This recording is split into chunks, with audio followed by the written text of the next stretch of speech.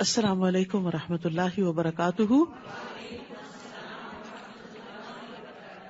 کیا حال ہے سب کا؟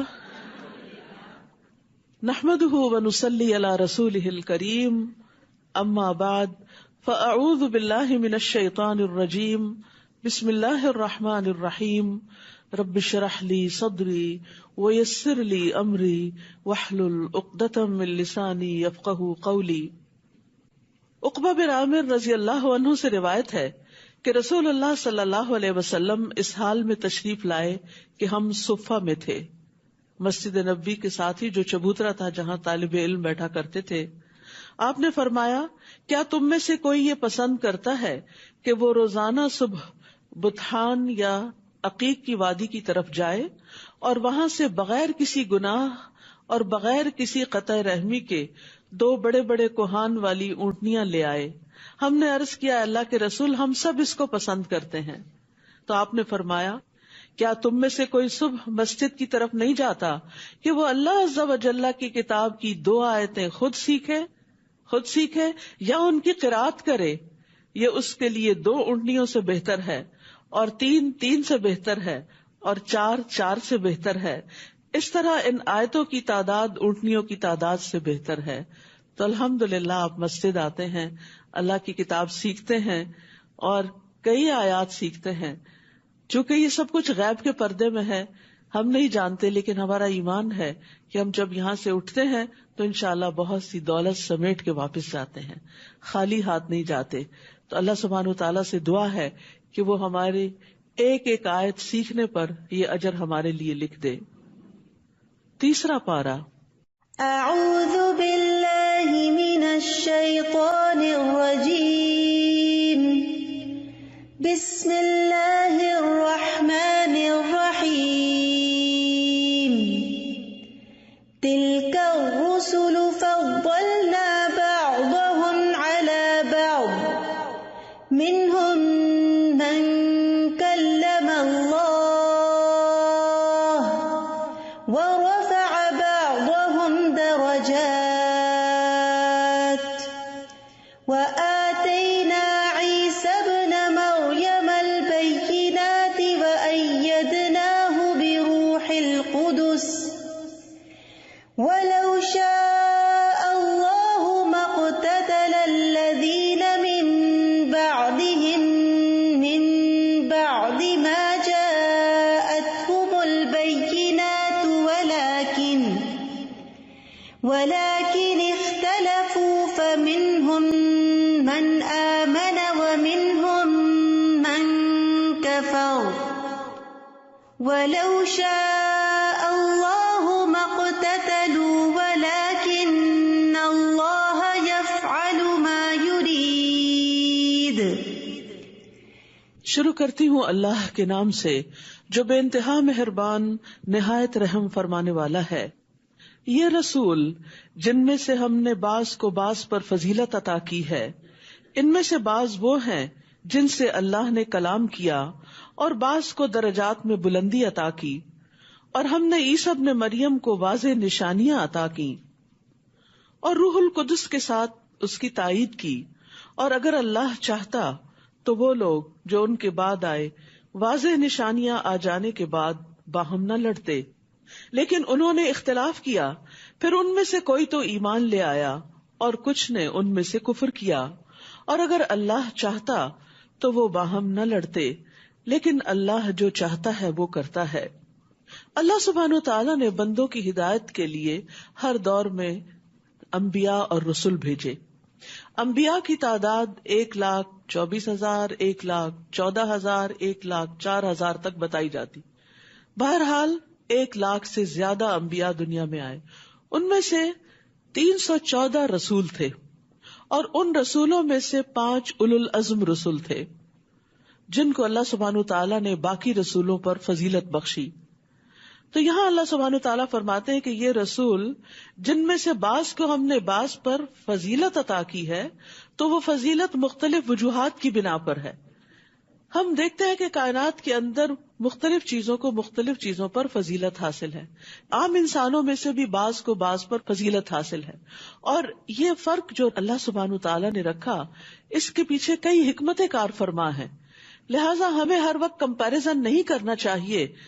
اگر ہم سے کوئی زیادہ فضیلت رکھتا ہے تو اس کی فضیلت کو ایکسپٹ کر لینا چاہیے, اس سے حسد نہیں کرنا چاہیے. اور اگر اللہ نے ہمیں کوئی نعمت عطا کی ہے تو اس پر اس کا شکر ادا کرنا چاہیے.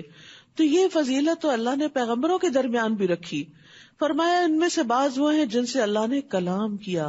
اللہ سبحانہ وتعالیٰ نے خود ان سے direct one on one base پر بات چیت کی, جیسے موسیٰ علیہ السلام, جیسے محمد الرسول اللہ صلی اللہ علیہ وسلم سے معراج کے موقع پر اللہ تعالیٰ نے کلام فرمایا, اور بعض کو دیگر طریقوں سے درجات میں بلندی عطا کی.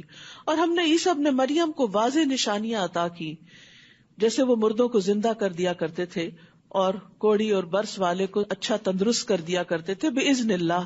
پرندے کی شکل بنا کر اس میں پھونک مارتے تو وہ اڑنے لگتا تھا. ان کو جو معجزات عطا کیے وہ دیگر پیغمبروں کو عطا نہیں کیے. اور روح القدس یعنی جبریل علیہ السلام کے ساتھ ان کی تائید کی. اور اگر اللہ چاہتا تو وہ لوگ جو ان کے بعد آئے یعنی پیغمبروں کے بعد جو نیکسٹ جنریشنز آئیں, واضح نشانیاں آ جانے کے بعد باہم نہ لڑتے, لیکن انہوں نے اس میں اختلاف کیا. یعنی دین تو سب کو ملا تھا, لیکن بعد میں لوگوں نے اس کی انٹرپریٹیشن میں فرق کر کے ایک دوسرے سے اختلاف کیا. تو ان میں سے کوئی تو ایمان لایا اور کچھ نے ان میں سے کفر کیا. اور اگر اللہ چاہتا تو وہ باہم نہ لڑتے. یعنی بعض اوقات اختلاف اس حد تک آگے بڑھا کہ ایک دوسرے کو مارنے بھی لگے, لیکن اللہ جو چاہتا ہے کرتا ہے کہ لوگوں کو رخصت دیتا ہے کہ وہ اپنی آزادی کو استعمال کرے. تو بعض لوگ اس آزادی کو اچھی طرح استعمال کرتے ہیں اور بعض لوگ اس آزادی کو غلط طریقے سے استعمال کر کے اللہ کی پسند کے خلاف کام کرتے ہیں.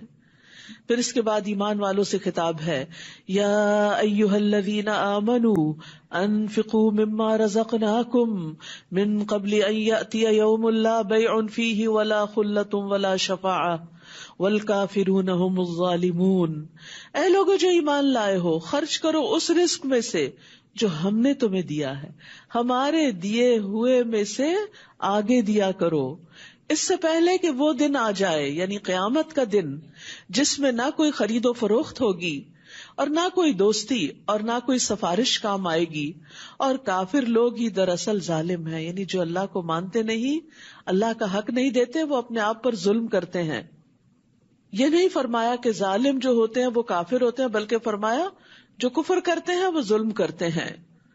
پھر آیت الکرسی ہے جو قرآن مجید کی سب سے عظیم آیت ہے, شیاطین سے حفاظت کرنے والی آیت ہے, جنت میں لے جانے والی آیت ہے. رسول اللہ صلی اللہ علیہ وسلم نے فرمایا, جو شخص ہر فرض نماز کے بعد آیت الکرسی پڑھے اس کو موت کے علاوہ کوئی چیز جنت میں جانے سے نہیں روک سکتی. تو اپنے ایکشن پوائنٹس میں لکھ لیجئے کہ ہم نے ہر فرض نماز کے بعد آیت الکرسی لازماً پڑھنی ہے.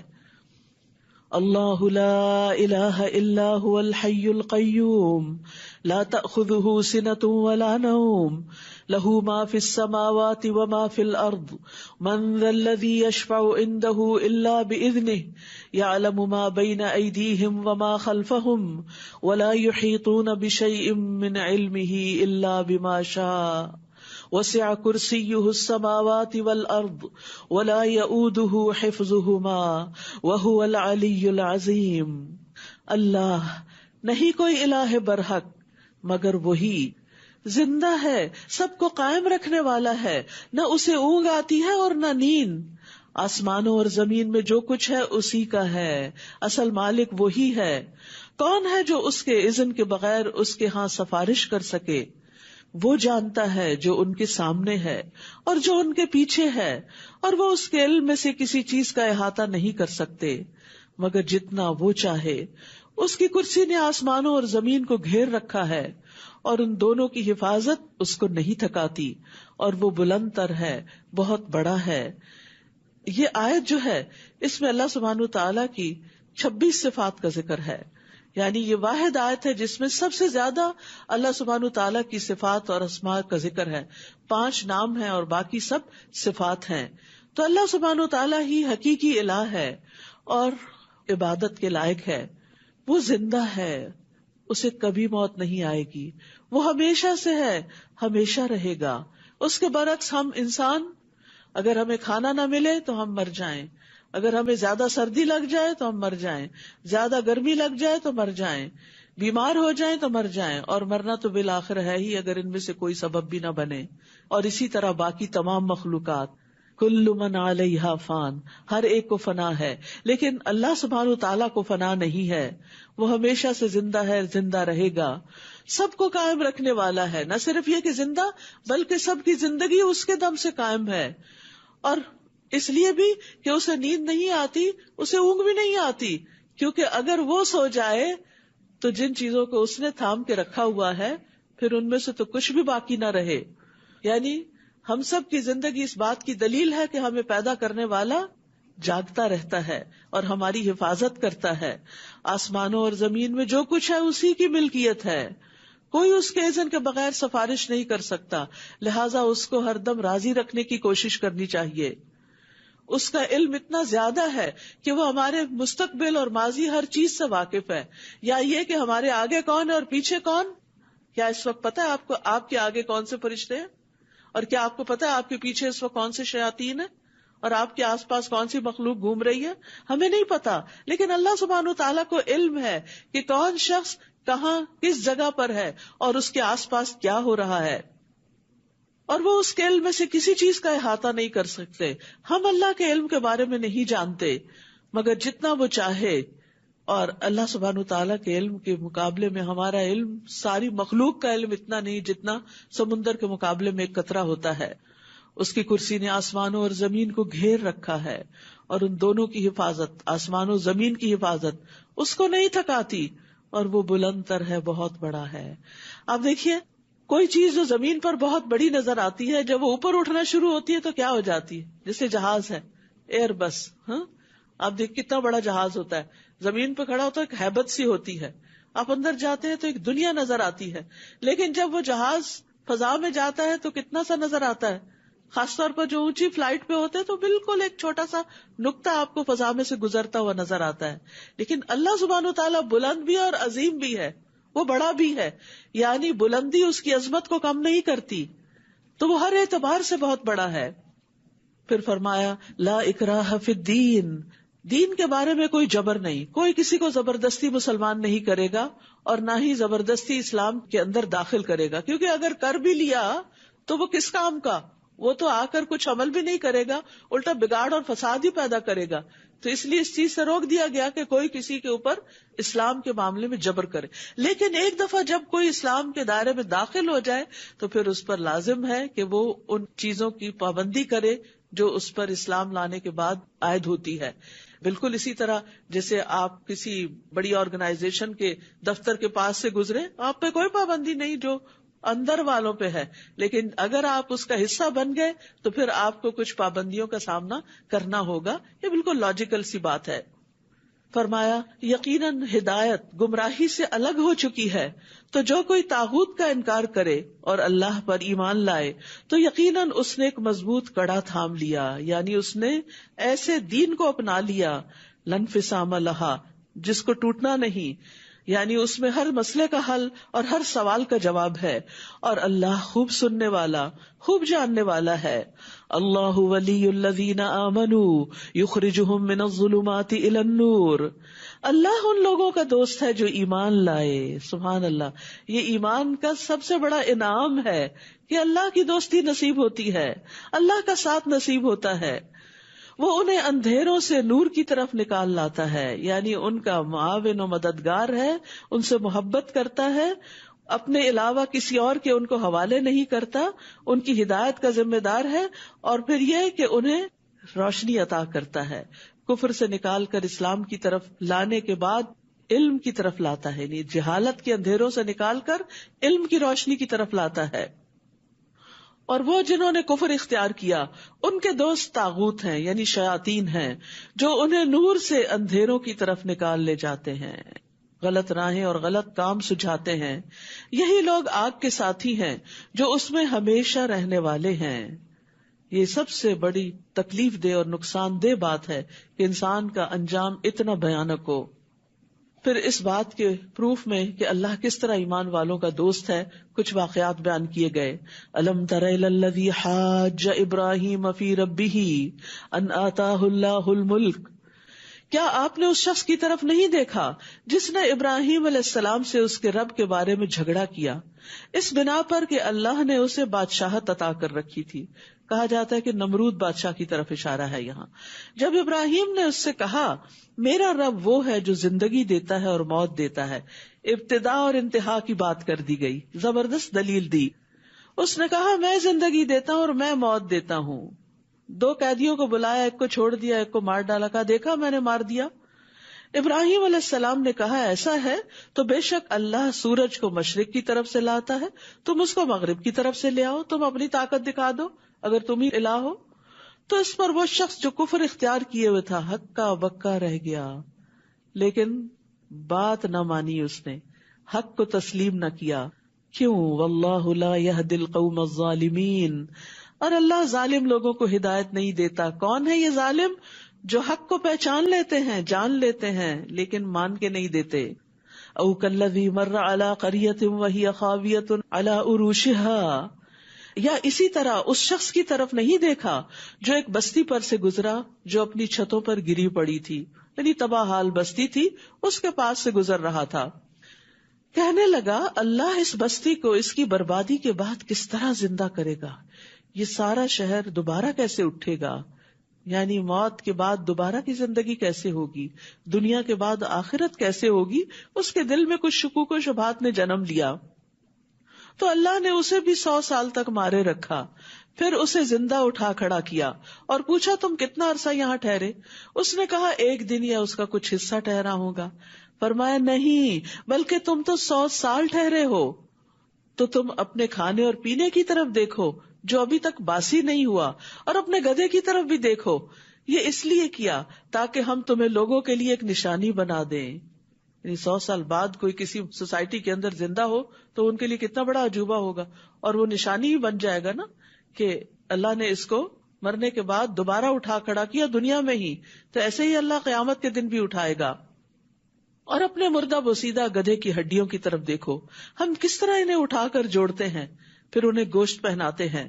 تو جب اس کے لیے یہ کرشمہ ظاہر ہو گیا تو کہنے لگا میں جان گیا، یعنی گویا میں مان گیا کہ بے شک اللہ ہر چیز پر خوب قدرت رکھتا ہے. نمرود کو اللہ نے ہدایت نہیں دی. اس شخص کے اندر بھی ڈاؤٹس تھے، لیکن یہ حق کی تلاش میں تھا، اسی لیے اس کے ذہن میں سوال اٹھ رہے تھے. کچھ لوگ سچائی کی تلاش میں ہوتے ہیں، ان کے ذہن میں بہت سی کنفیوژن ہوتی ہیں، سوال ہوتے ہیں. اللہ سبحانہ و تعالیٰ ان کی رہنمائی کا انتظام کر دیتا ہے، ان کو کسی ایسے شخص سے ملوا دیتا ہے، ایسا واقعہ یا حادثہ زندگی میں گزر جاتا ہے کہ جس کی بنا پر انہیں حقیقت سمجھ میں آ جاتی ہے.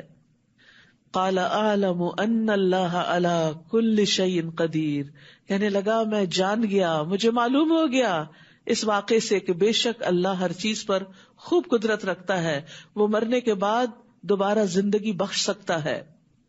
وَإِذْ قَالَ إِبْرَاهِيمُ رَبِّ أَرِنِي كَيْفَ تُحْيِي الْمَوْتَى، اور وہ وقت بھی یاد کرو جب ابراہیم علیہ السلام نے کہا اے میرے رب مجھے دکھا تو مردوں کو کس طرح زندہ کرے گا. فرمایا کیا بھلا تم ایمان نہیں رکھتے؟ اس نے کہا کیوں نہیں، لیکن یہ سوال اس لیے کر رہا ہوں تاکہ میرا دل مطمئن ہو جائے. پہلا شخص نمرود کافر تھا، دوسرا بین تھا، یہاں تیسرا ایمان کے اعلیٰ ترین درجے پر تھا، لیکن اس کے باوجود بھی دل کو ایک اور طرح کا قرار اور راحت چاہیے ہوتی ہے جو ابراہیم علیہ السلام جیسے ایمان لانے کے بعد بھی انسان کے اندر کی ضرورت ہوتی ہے. کہا تم مختلف پرندوں میں سے 4 لے لو، پھر انہیں اپنے سے مانوس کر لو، پھر ان کو ذبح کر کے ان کے ٹکڑوں میں سے ہر پہاڑ پر ایک حصہ رکھ دو، پھر انہیں بلاؤ، وہ سب تمہارے پاس اڑتے ہوئے آ جائیں گے، اور جان لو کہ بے شک اللہ بہت زبردست ہے، خوب حکمت والا ہے. تو یقین کے 3 درجات ہوتے ہیں، علم یقین، عین یقین، حق الیقین، اور یہ سب قرآن کی سورۃ التکاثر میں موجود ہیں. یقین جو ہے یہ پورا ایمان ہے اور ایمان کا اعلیٰ ترین درجہ ہے، اسی لیے وبالآخرۃ ھم یوقنون، آخرت پر وہ یقین رکھتے ہیں. ابراہیم علیہ السلام نے مردوں کو زندہ کرنے کے بارے میں شک نہیں کیا تھا، لیکن وہ اس بارے میں اپنی پوری تسلی چاہتے تھے، قرار چاہتے تھے. اس کے بعد اللہ سبحانہ و تعالیٰ کچھ احکامات دیتے ہیں اور ہمیں کچھ کرنے کے کام بتا رہے ہیں کہ ایمان لانے کے بعد کیا کرو. ایمان لانے کے بعد اگرچہ نماز، روزہ، حج، زکوٰۃ سب کچھ بہت اچھا ہے، لیکن صدقہ کرنا اعلیٰ ترین درجے کی نیکی. صدقہ کا لفظ صدق سے ہے، سچائی سے ہے.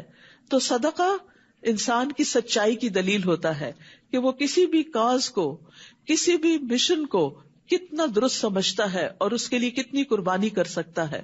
اور قربانیاں کرنے میں سب سے پہلے انسان اپنے مال سے قربانی کرتا ہے، پھر بعض لوگ مال کے ساتھ اپنی جان بھی لگاتے ہیں، اور بعض اپنا سب کچھ ہی دے دیتے ہیں. ہر ایک کے اپنے اپنے درجے اور مقام ہیں. بہرحال یہاں پر ان لوگوں کی مثال دی گئی جو اللہ کے راستے میں، جو دین کے راستے میں اپنا مال خرچ کرتے ہیں. فرمایا مثل الذین ينفقون اموالهم فی سبیل اللہ، ان لوگوں کی مثال جو اپنا مال اللہ کے راستے میں خرچ کرتے ہیں، کمثل حبۃ، ایک دانے کی مثال کی طرح ہے، انبتت 7 سنابل، جس نے 7 بالیاں اگائیں، یعنی ایک بیج بویا گیا جس سے 7 شاخیں نکلی، ہر بالی میں 100 دانے ہیں، یعنی ہر شاخ کے اوپر جا کر ایک بھٹا لگا جس میں 100 دانے بنے. اور اللہ جس کے لیے چاہتا ہے اور بھی زیادہ بڑھا دیتا ہے، اور اللہ وسعت والا، خوب جاننے والا ہے.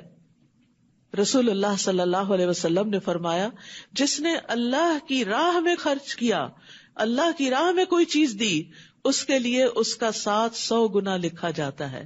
ایک صدقہ ہوتا ہے جیسے کسی مسکین کو کھلانا، ایک صدقہ ہوتا ہے کسی فقیر پر خرچ کرنا، کسی کو کھانا دینا، کسی کو کپڑا دینا. یہ سب بھی صدقات میں شمار ہوتے ہیں اور بہت بڑے اجر کا باعث ہوتے ہیں.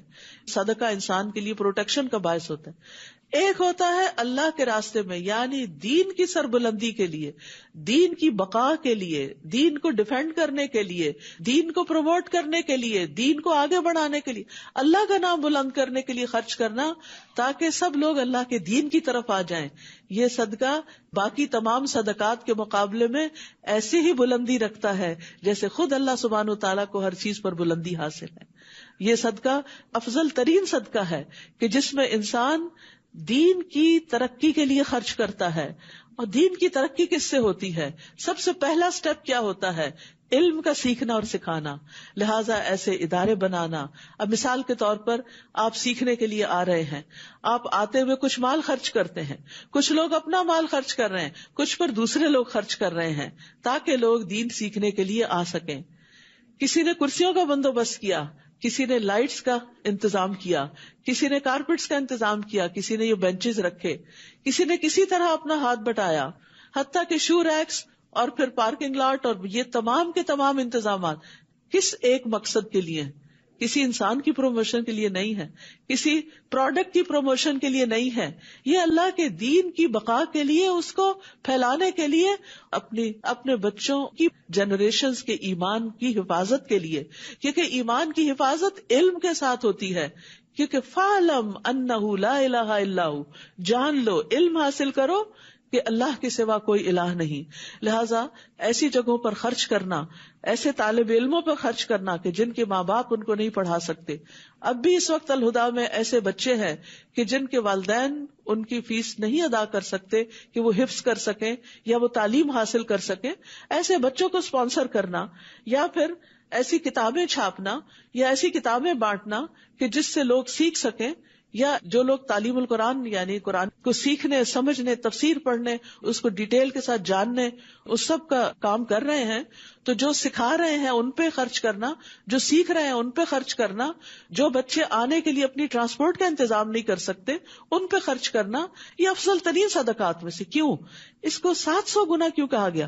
کیونکہ جب ایک بچہ پڑھتا ہے وہ آگے 100 کو پڑھاتا ہے. اگر 100 کو نہ بھی پڑھائے وہ اپنے بچوں کو پڑھاتا ہے، اس کے بچے اپنے بچوں کو، اس کے بچے اپنے بچوں کو.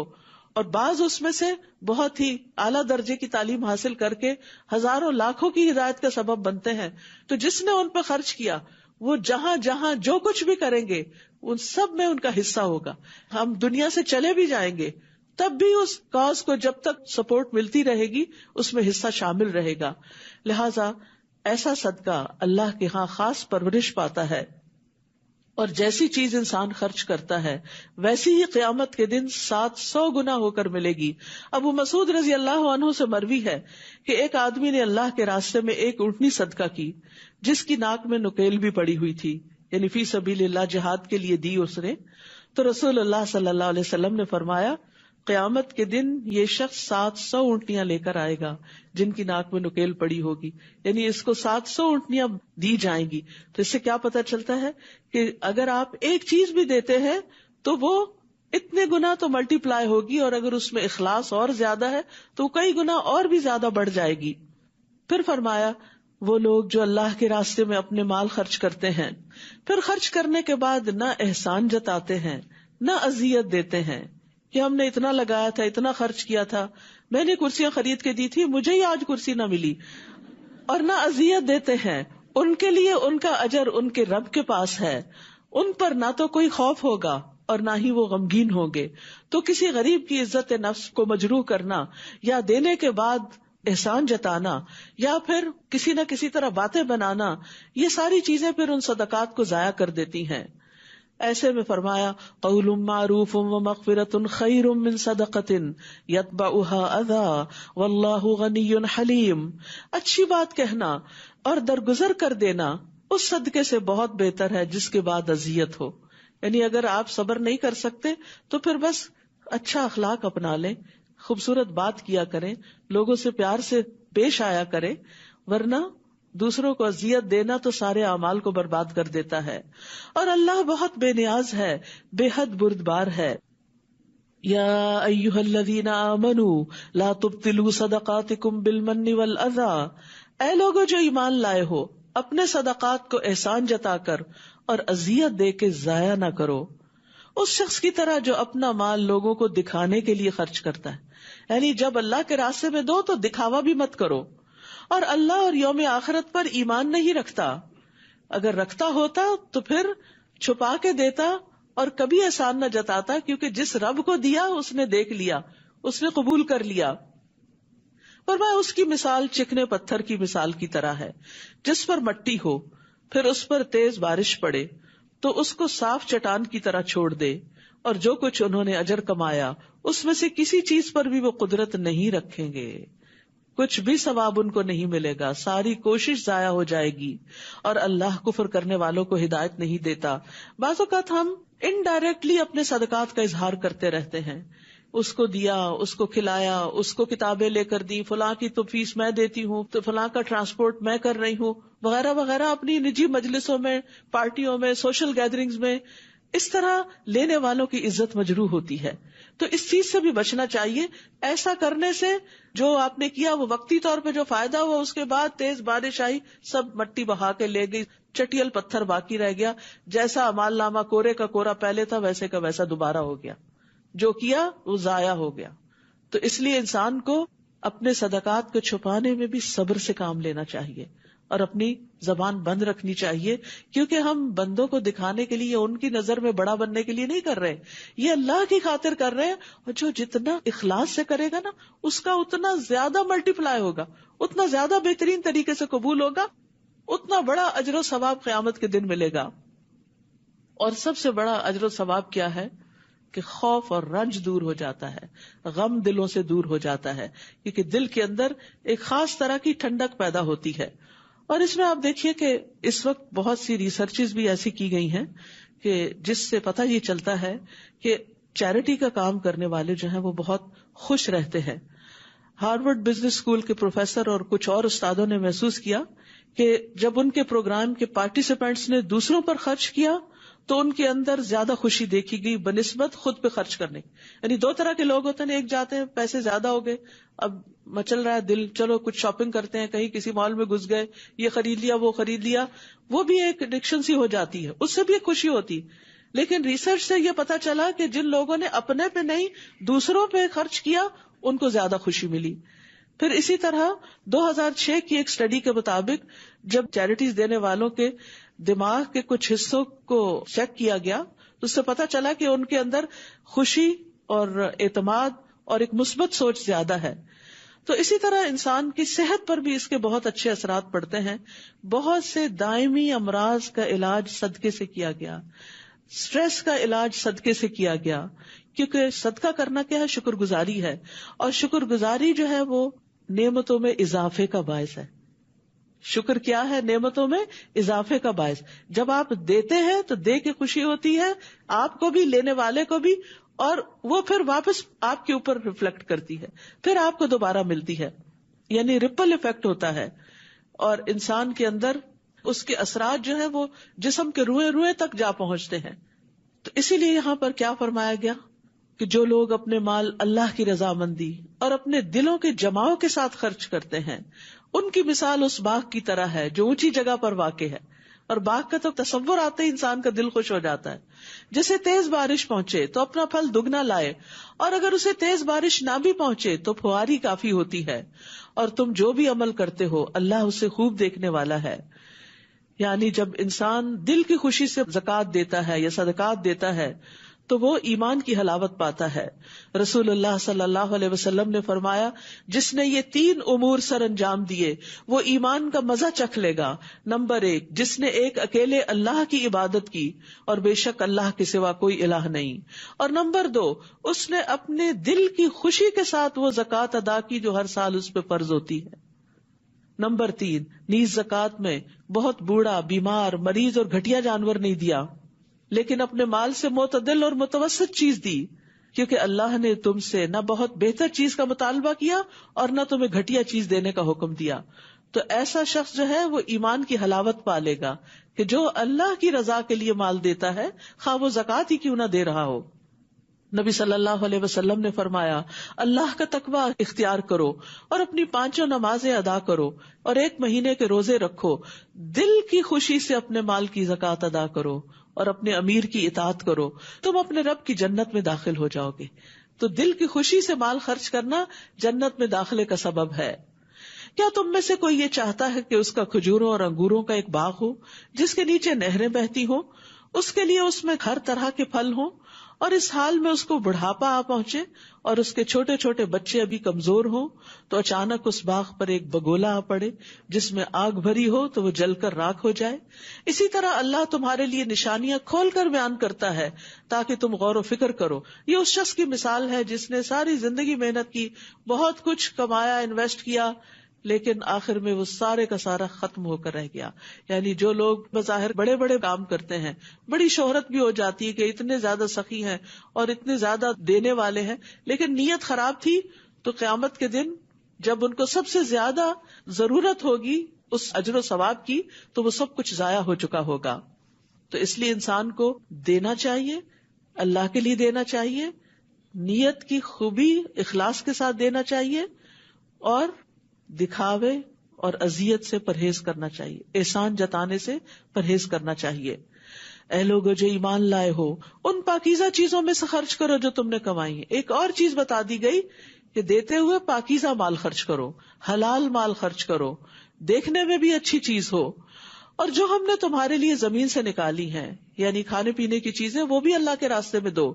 اور جو تم خرچ کرتے ہو اس میں سے خراب چیز دینے کا ارادہ نہ کرو جبکہ تم خود اس کو لینے والے نہیں, مگر یہ کہ تم اس بارے میں چشم پوشی کر جاؤ, اور جان لو کہ بے شک اللہ بہت بے نیاز ہے, بہت تعریف والا ہے. شیطان تمہیں محتاجی سے ڈراتا ہے کہ تمہارا کیا بنے گا اگر تم نے دوسروں پہ خرچ کر دیا, اور بے حیائی یعنی بخل کا حکم دیتا ہے. اور اللہ تم سے اپنی بخشش اور فضل کا وعدہ کرتا ہے, اور اللہ وسعت والا ہے, خوب جاننے والا ہے. یؤتی الحکمت من یشاء ومن یؤت الحکمت فقد اوتی خیرا کثیرا وما یذکر الا اولو الالباب. وہ جس کو چاہتا ہے حکمت عطا کرتا ہے, اور جس کو حکمت عطا کی گئی تو یقیناً اسے بہت زیادہ خیر سے نوازا گیا, اور نصیحت تو وہی قبول کرتے ہیں جو عقل والے ہیں. حکمت کیا چیز ہے؟ جو مل جائے تو خیر کثیر مل گئی. ابن عباس کہتے ہیں اس سے مراد قرآن میں سمجھ بوجھ ہے, بہت بڑی دولت ہے یہ. پھر دین کا علم ہے, نبوت بھی اس سے مراد لی گئی, اللہ کی خشیت کہ جس کو اللہ کا خوف لگ جائے, درست بات تک جا پہنچنا, پھر اسی طرح عقل اور سمجھ, دین و دنیا کی اصلاح. یہ سب چیزیں وہ ہیں کہ جو حکمت سے تعلق رکھتی ہیں، کیونکہ جب انسان کے اندر عقل اور بصیرت آ جاتی ہے، حکمت آ جاتی ہے اور ساتھ مال بھی مل جاتا ہے، تو پھر اس کو یہ سمجھ آ جاتی ہے کہ آخرت کے اعتبار سے بہترین انویسٹمنٹ کیا ہے، مجھے کہاں خرچ کرنا چاہیے، کس کو دینا چاہیے، کس جگہ لگانا چاہیے. پھر وہ یہ نہیں دیکھتا کہ مجھے دنیاوی اعتبار سے کہاں سے تعریف ملے گی، ایکنالجمنٹ ملے گی، رسید ملے گی، کیا ملے گا. نہیں، وہ یہ دیکھتا ہے کہ مجھے کہاں سے آخرت کا اجر زیادہ ملے گا، میرا صدقہ کہاں زیادہ ملٹی پلائی ہوگا. اسی طرح یہ صرف صدقے کے بارے میں نہیں، حکمت کا تعلق تو پوری زندگی سے ہے. اور حکمت کے عمومی معنی کیے جاتے ہیں رائٹ ٹائم پہ رائٹ ڈیسیژن کرنا، کہ انسان اپنی صبح سے لے کے شام تک جو بھی کام کرتا ہے ان کے بارے میں صحیح ڈیسیژن لے، تاکہ وہ اپنی اس زندگی کو صحیح معنوں میں اپنی آخرت کے لیے انویسٹ کر سکے، اپنے ہر لمحے سے اپنی آخرت کما سکے. عقل مند کون ہے؟ جو اپنے ہر لمحے سے اپنی آخرت کماتا ہے، چاہے وہ دنیا کا بھی کام کر رہا ہوتا ہے لیکن اس میں بھی وہ آخرت کا فائدہ ڈھونڈ رہا ہوتا ہے. اور ہمارا حال یہ ہے کہ ہم آخرت کے لیے کام کر رہے ہوتے ہیں اور اس میں بھی دنیا کے فائدے ڈھونڈ رہے ہوتے ہیں کہ اس کے بدلے مجھے دنیا میں کیا ملے گا. سوچ بدل لیجئے، دوسری طرح سوچنا شروع کر دیجئے کہ دنیا کا کام کرتے ہوئے بھی کیا سوچنا ہے، آخرت میں اس کے بدلے کیا ملے گا. تو اللہ تعالیٰ آپ کو دنیا کی خوشی اور دنیا کی بھلائی بھی دے گا، کیونکہ اللہ ایمان والوں کا دوست ہے. بھلا وہ دنیا میں آپ کو تنہا کیسے چھوڑ دے گا؟ جب آپ اس کے راستے میں، وہ آپ کی مدد کیوں نہیں کرے گا؟ اس کا پورا یقین ہونا چاہیے. آپ دیکھیے انسانوں میں سے بھی اگر آپ کسی انسان کے ساتھ اچھا کرتے ہیں، اس کی مدد کرتے ہیں یا اس کی مرضی کے مطابق کچھ کام کرتے ہیں، تو وہ بھی آپ سے راضی ہو کر آپ کے ساتھ احسان کرتا ہے. وَلِلَّهِ الْمَثَلُ الْأَعْلَى، اللہ تو سب سے بلند اور عظیم ترین ہے. یہ کیسے ہو سکتا ہے کہ اللہ کے لیے کچھ کرے اور وہ اس کی قدردانی نہ کرے؟ وہ تو ایک ذرے کی بھی قدردانی کرتا ہے. وَمَن يَعْمَلْ مِثْقَالَ ذَرَّةٍ خَيْرًا يَرَهُ وَمَن يَعْمَلْ مِثْقَالَ ذَرَّةٍ شَرًّا يَرَهُ. پھر فرمایا وَمَا أَنفَقْتُم مِّن نَّفَقَةٍ أَوْ نَذَرْتُم مِّن نَّذْرٍ فَإِنَّ اللَّهَ يَعْلَمُهُ. اور جو بھی تم خرچ کرو، کسی بھی قسم کا کوئی خرچ، یا جو بھی نظر تم مانو، کسی بھی طرح کی کوئی نظر، تو یقیناً اللہ اس کو جانتا ہے. اور ظالموں کے لیے کوئی بھی مددگاروں میں سے نہیں ہوگا. یعنی کسی لمحے کہیں آپ کارڈ سوائپ کرتے ہیں صدقہ کرنے کے لیے، کسی لمحے چھپا کے کچھ کسی ڈبے میں ڈالتے ہیں، کسی کی مٹھی میں کچھ دیتے ہیں، کچھ بھی کرتے ہیں، اس کو فوراً پتہ چل جاتا، وہاں فوراً حاضری لگ جاتی ہے کہ اس بندے نے یہ کام کر لیا. دنیا والوں کے ریکارڈ میں نہیں بھی آئے گا لیکن اللہ کے ریکارڈ میں آئے گا. تو ایسا شخص جو دوسروں کی مدد کرتا ہے، اللہ اس کی مدد کرتا ہے. لیکن یہاں بڑی اہم بات کہے گی آخر میں، وَمَا لِلظَّالِمِينَ مِنْ أَنصَارٍ، ظالموں کا کوئی مددگار نہ ہوگا.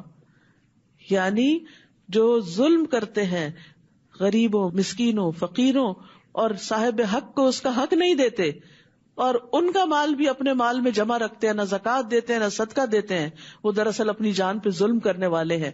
اور ایسوں کا پھر دنیا میں بھی اپنے بھی ان کے ساتھ چھوڑ دیتے ہیں اور آخرت میں بھی کوئی ساتھ نہیں دے گا، اور اللہ کی مدد اور تائید بھی حاصل نہیں ہوتی. یاد رکھیے، کسی کام میں کوئی رکاوٹ آئے، صدقے سے اس کو دور کریں. صدقہ سارے بیریئر توڑ دیتا ہے، اس میں بڑی پاور ہے. اور خصوصاً اگر آپ اللہ کی رضا کے لیے کر رہے ہیں. ان تبدوا الصدقات فنعما ہی، اگر تم صدقات کو ظاہر کرو تو وہ کیا ہی اچھا ہے. یعنی بعض اوقات بتا کے دینے سے بھی بڑا فائدہ ہوتا ہے، اوروں کو موٹیویشن ہو جاتی ہے. اور اگر تم انہیں چھپاؤ اور فقراء کو دو، یعنی اگر پرسنلی دے رہے ہو کسی یتیم، مسکین، غریب کو، تو پھر خفیہ صدقہ کرو، کیونکہ عزت نفس مجروح ہوتی ہے. اور اگر تم چھپاؤ صدقے کو اور فقراء کو دو تو وہ تمہارے لیے زیادہ بہتر ہے. اور ویسے بھی خفیہ صدقہ جو ہے وہ ظاہری صدقے سے افضل ہوتا ہے، اور اس کے بدلے وہ تم سے تمہاری برائیوں کو دور کر دے گا. جس کو اپنے گناہوں کا خوف ہو وہ صدقہ کرنا شروع کر دے، اس کے نامہ اعمال سے اس کے گناہ مٹنے لگیں گے، اس کے گناہوں کی آگ جو بھڑک رہی ہے وہ ٹھنڈی ہونے لگے گی، اس کے حالات سنورنے لگیں گے. اور جو بھی تم عمل کرتے ہو اللہ اس سے خوب باخبر ہے، اللہ کو سب پتہ چل جاتا ہے. ان کو ہدایت دینا آپ کے ذمہ نہیں، لیکن اللہ جسے چاہتا ہے ہدایت دیتا ہے. اور مال میں سے جو بھی تم خرچ کرو گے، جو بھی چھوٹا بڑا، کوائنز، کیش، فوڈ، کپڑا، کسی بھی قسم کی کوئی چیز جو کسی کی ضرورت کی ہو، اور خاص طور پر دین کے کام میں کسی چیز کی ضرورت ہو، وہ سب تمہارے اپنے ہی فائدے کے لیے ہے. اس وقت وہ سب لوگ مجھے یاد آ رہے ہیں جنہوں نے یہ بلڈنگ خریدی تھی مل کے، اور آج ہم اس چھت کے نیچے بیٹھ کر اللہ کا کلام پڑھ رہے ہیں، سن رہے ہیں، اور ہمارے دلوں کو ایک گرمائش مل رہی ہے. وہ سب اس کے اجر میں شریک ہیں، کیونکہ ان کی بدولت ایک نیکی کا کام آگے بڑھ رہا ہے. اگر یہ چھت نہ ہو تو ہم کہاں بیٹھ کے کریں گے یہ کام؟ پھر فرمایا، اور مال میں سے جو بھی تم خرچ کرو گے تو وہ تمہاری اپنی ذات کے فائدے کے لیے ہے. یعنی کسی اور کو تو آپ دے ہی رہے ہو، لیکن اصل میں آپ کے نامہ اعمال میں جمع ہو رہا ہے، اور تم تو صرف اللہ کا چہرہ چاہنے کے لیے ہی خرچ کرتے ہو. یعنی مقصد کیا ہونا چاہیے کہ اللہ مجھے تیرے دیدار کا شوق ہے، تجھ سے ملاقات کی محبت ہے، تو اس سے محروم نہ کرنا. یعنی ہمارے اور ہمارے رب کے بیچ میں ہمارے گناہوں کی آڑ ہے، حجاب ہے، ہمارے گناہ رکاوٹ ہیں. تو جب ہم صدقات کرتے ہیں تو گناہ ہٹنے لگتے ہیں، اور ہٹتے ہٹتے جب اسی حال میں انشاءاللہ دنیا سے جائیں گے تو قیامت کے دن اور آخرت میں جنت میں اللہ سبحانہ وتعالیٰ اپنی رحمت سے ایسے لوگوں کو اپنا دیدار کروائے گا. اور جو بھی تم مال میں سے خرچ کرو گے تو وہ تمہیں پورا پورا واپس دے دیا جائے گا. اللہ اکبر. اللہ کو ضرورت نہیں، بظاہر لگ رہا ہے کہیں گم رہا ہے، کہیں جا رہا ہے، یہ تو تمہارا ہی جمع ہوا ہے. آپ دیکھیے جب ہم پیسے لے کے جاتے ہیں نا بینک میں جمع کرانے کے لیے، بڑے کانفیڈنٹ فیل کرتے ہیں. اب ہمارے اتنے ہو گئے، یا بینک ٹرانسفر کوئی ہوتی ہے، چاہے آپ کی سیلری کی ہو یا کسی بھی چیز کی، تو ایک بڑی خوشی ہوتی ہے کہ اب اتنے سے اتنے پہ پہنچ گئے ہم. لیکن دوسری طرف ایک اور بینک بھی ہے، آخرت بینک. ہم بعض اوقات اپنے بینک سے نکال کر آخرت بینک میں ڈال رہے ہوتے ہیں، اس وقت اتنی خوشی یا اتنا کانفیڈنس یا اتنی تسلی نہیں ہوتی. کیا اللہ پہ اعتماد نہیں؟ بندوں پہ اعتماد کر کے اپنے ساری جمع پونجی ان کو دے آتے ہیں، وہ سالوں سال رکھے فائدہ اٹھائیں، کوئی غم نہیں، خوش ہیں. بندوں کے بینک میں محفوظ سمجھتے ہیں، لیکن جو اللہ کے بینک میں جا رہا ہے اس کو کیوں نہیں محفوظ سمجھتے؟ وہ تو کئی گنا زیادہ ملٹی پلائی ہونے والا ہے، وہ تو سب سے زیادہ محفوظ ہے. کتنا خوبصورت ہے یہ جملہ، وَمَا تُنْفِقُوا مِنْ خَيْرٍ يُوَفَّ إِلَيْكُمْ. جو بھی خیر میں سے، مال میں سے کچھ بھی خرچ کرو گے پورا پورا واپس مل جائے گا. پھر آخرت میں جب چاہو گے کیش کرو گے اس کو، اور کس طرح ملے گا تم سوچ بھی نہیں سکتے. اور تم ظلم نہ کیے جاؤ گے. کیسے کیسے وعدے ہیں اللہ کے. اگر ان وعدوں پر یقین ہو تو ہمیں اللہ کے راستے میں دینے میں کچھ مشکل نہ ہو. لیکن اصل چیز کیا ہے؟ خرچ کرنے میں اخلاص ہونا چاہیے. رسول اللہ صلی اللہ علیہ وسلم نے فرمایا، بے شک اللہ صرف وہ عمل قبول کرتا ہے جو خالص اسی کے لیے ہو. وہ برکت بھی اسی میں ہوتی ہے، اصل میں توڑے میں بھی زیادہ ہو جاتی ہے، اور اس کے کرنے سے اسی کا چہرہ مقصود ہو. الذی یؤتی مالہ یتزکا وما لأحد عنده من نعمت تجزا الا ابتغاء وجہ ربہ الاعلی ولسوف یرضی. جو اپنا مال اس لیے دیتا ہے کہ گناہوں سے پاک ہو جائے، غلطیوں سے پاک ہو جائے، حالانکہ اس کے ہاں کسی کا کوئی احسان نہیں، وہ احسان کے بدلے کے طور پہ نہیں دے رہا کہ اس کا بدلہ دیا جائے، مگر وہ تو صرف اپنے اس رب کا چہرہ طلب کرنے کے لیے دیتا ہے جو سب سے بلند ہے، اور یقیناً ان قریب وہ ضرور راضی ہو جائے گا. یعنی دینے والوں سے اللہ راضی ہو جائے گا. ہم سب چاہتے ہیں اللہ ہم سے راضی ہو جائے، تو اس کا طریقہ بتا دیا گیا کہ وہ کیسے راضی ہوتا ہے. کتنا خوبصورت موقع ہے اس زندگی میں ہمارے پاس کہ ہم ان اعمال کے ذریعے اپنے رب کو راضی کر کے جائیں اس دنیا سے. کیونکہ جو چھوڑ کے جائیں گے اس سے تو انسان بھی راضی نہیں ہوتے، وہ بھی آپس میں لڑتے جھگڑتے رہتے ہیں. حدیث میں آتا ہے، مسند احمد کی روایت ہے، جو شخص اللہ کا چہرہ چاہنے کے لیے صدقہ کرے اور اسی پر اس کا اختتام ہو، اپنی نیت خراب نہ کرے، وہ جنت میں داخل ہوگا. پھر فرمایا، یہ صدقات خصوصاً ان فقراء کے لیے ہیں جو اللہ کے راستے میں گھیر لیے گئے، یعنی وہ دن رات دین کا کام کرنے میں لگے ہوئے ہیں. اشارہ ہے اصحاب صفہ کی طرف جو اپنے گھر بار چھوڑ کر مدینہ میں آئے تھے، اور نہ ان کا اپنا کوئی گھر تھا، نہ کوئی اسپیشل بیڈ رومز تھے، اور نہ کھانے کو کوئی پراپر غذا تھی. وہ نبی صلی اللہ علیہ وسلم کے پاس دین سیکھنے کے لیے آئے تھے، اور جب کبھی کسی جنگ وغیرہ کا موقع آتا تو وہ آپ کی فوج کے سپاہی بن جاتے. تو چونکہ ان لوگوں کے پاس کوئی کام، کاروبار اور اس طرح بزنس نہیں تھا، تو ان لوگوں پر پھر خرچ کرنا سب سے افضل قرار دیا گیا یہاں. للفقراء الذین احصروا فی سبیل اللہ، کہ جو اللہ کے راستے میں گھیر لیے گئے، جو زمین میں اپنی معاش کے لیے چلنے پھرنے کی استطاعت نہیں رکھتے. ایک ناواقف حال ان کے سوال نہ کرنے کی وجہ سے انہیں مالدار سمجھتا ہے. آپ انہیں ان کے چہرے کی علامت سے پہچان لیں گے. وہ لوگوں سے لپٹ کے سوال نہیں کرتے، اور جو کچھ بھی ان پر تم اپنے مال میں سے خرچ کرو گے تو یقیناً اللہ اس کو خوب جاننے والا ہے. عموماً یہ ہوتا ہے کہ انسان برابر کے لوگوں کو جب کوئی تحفہ وغیرہ دیتا ہے تو بعض اوقات اس سے بھی اچھا مل جاتا ہے، یا کچھ نہ کچھ تو ملتا ہی ہے. انسان اپنے رشتے داروں کو دیتا ہے، کسی تقریب کے موقع پر واپس پلٹ آتا ہے. لیکن جب انسان ایسے لوگوں پہ خرچ کرتا ہے جن کے پاس ہوتا کچھ نہیں، وہ دولت کمانے کے قابل نہیں ہوتے، تو وہاں سے واپس کچھ آنے کی امید نہیں ہوتی نا. تو وہ انسان صرف اور صرف اللہ ہی کے لیے دے رہا ہوتا ہے. تو فرمایا کہ ان پہ جو کچھ خرچ کرو گے تو یقیناً اللہ اس کو خوب جانتا ہے، اللہ تمہیں اس کا بدلہ دے گا. پھر فرمایا الذین ينفقون اموالهم باللیل والنہار سرا وعلانیہ فلہم اجرہم عند ربہم ولا خوف علیہم ولا هم يحزنون. وہ لوگ جو اپنے مال رات اور دن چھپے اور کھلے خرچ کرتے ہیں، رات کو بھی کرتے ہیں دن کو بھی کرتے ہیں. آ رہا ہے رمضان تو ہر رات تراویحوں کے لیے مسجد جائیں گے تو رات کو بھی ضرور کیجئے، یعنی اس آیت پر عمل کر لیجئے رمضان میں. اور چھپے اور کھلے، کبھی سامنے اور کبھی چھپا کے، تو ان کے لیے ان کا اجر ان کے رب کے پاس محفوظ ہے، اور ان پر نہ کوئی خوف ہوگا اور نہ ہی وہ غمگین ہوں گے. تو انفاق فی سبیل اللہ کے بارے میں یہ آخری آیت تھی اس کانٹیکس میں کہ صدقات رنج و غم کا علاج ہیں، ڈپریشن کا علاج ہیں، چاہے تھوڑا تھوڑا ہی انسان کیوں نہ کرتا رہے. الذین یأکلون الربا لا یقومون الا کما یقوم الذی یتخبطہ الشیطان من المس. وہ لوگ جو سود کھاتے ہیں وہ قیامت کے دن کھڑے نہ ہو سکیں گے. ایک طرف صدقات دینے والے اور دوسری طرف ان کے مقابلے میں سود کھانے والے، یعنی جو کسی ضرورت مند کی ضرورت پر اس کو قرضہ دیتے ہیں اور پھر جتنا دیتے ہیں اس سے بڑھا کے واپس لیتے ہیں. وہ قیامت کے دن کھڑے نہ ہو سکیں گے مگر جس طرح وہ کھڑا ہوتا ہے جسے شیطان نے چھو کر خپتی بنا دیا ہو. یہ سزا اس وجہ سے ہے کہ وہ کہتے ہیں کہ بے شک تجارت بھی سود ہی کی طرح ہے، حالانکہ تجارت کو اللہ نے حلال کیا اور سود کو حرام. تو جس کے پاس اس کے رب کی طرف سے کوئی نصیحت آ جائے اور وہ آئندہ کے لیے باز آ گیا تو جو وہ پہلے لے چکا وہ اسی کا ہوا اور اس کا معاملہ اللہ کے سپرد ہے. اور جو کوئی سود کی طرف دوبارہ لوٹ آئے تو یہی لوگ آگ کے ساتھی ہیں. سود کی طرف لوٹنا آگ میں جانے کے برابر ہے اور وہ اس میں ہمیشہ رہنے والے ہیں.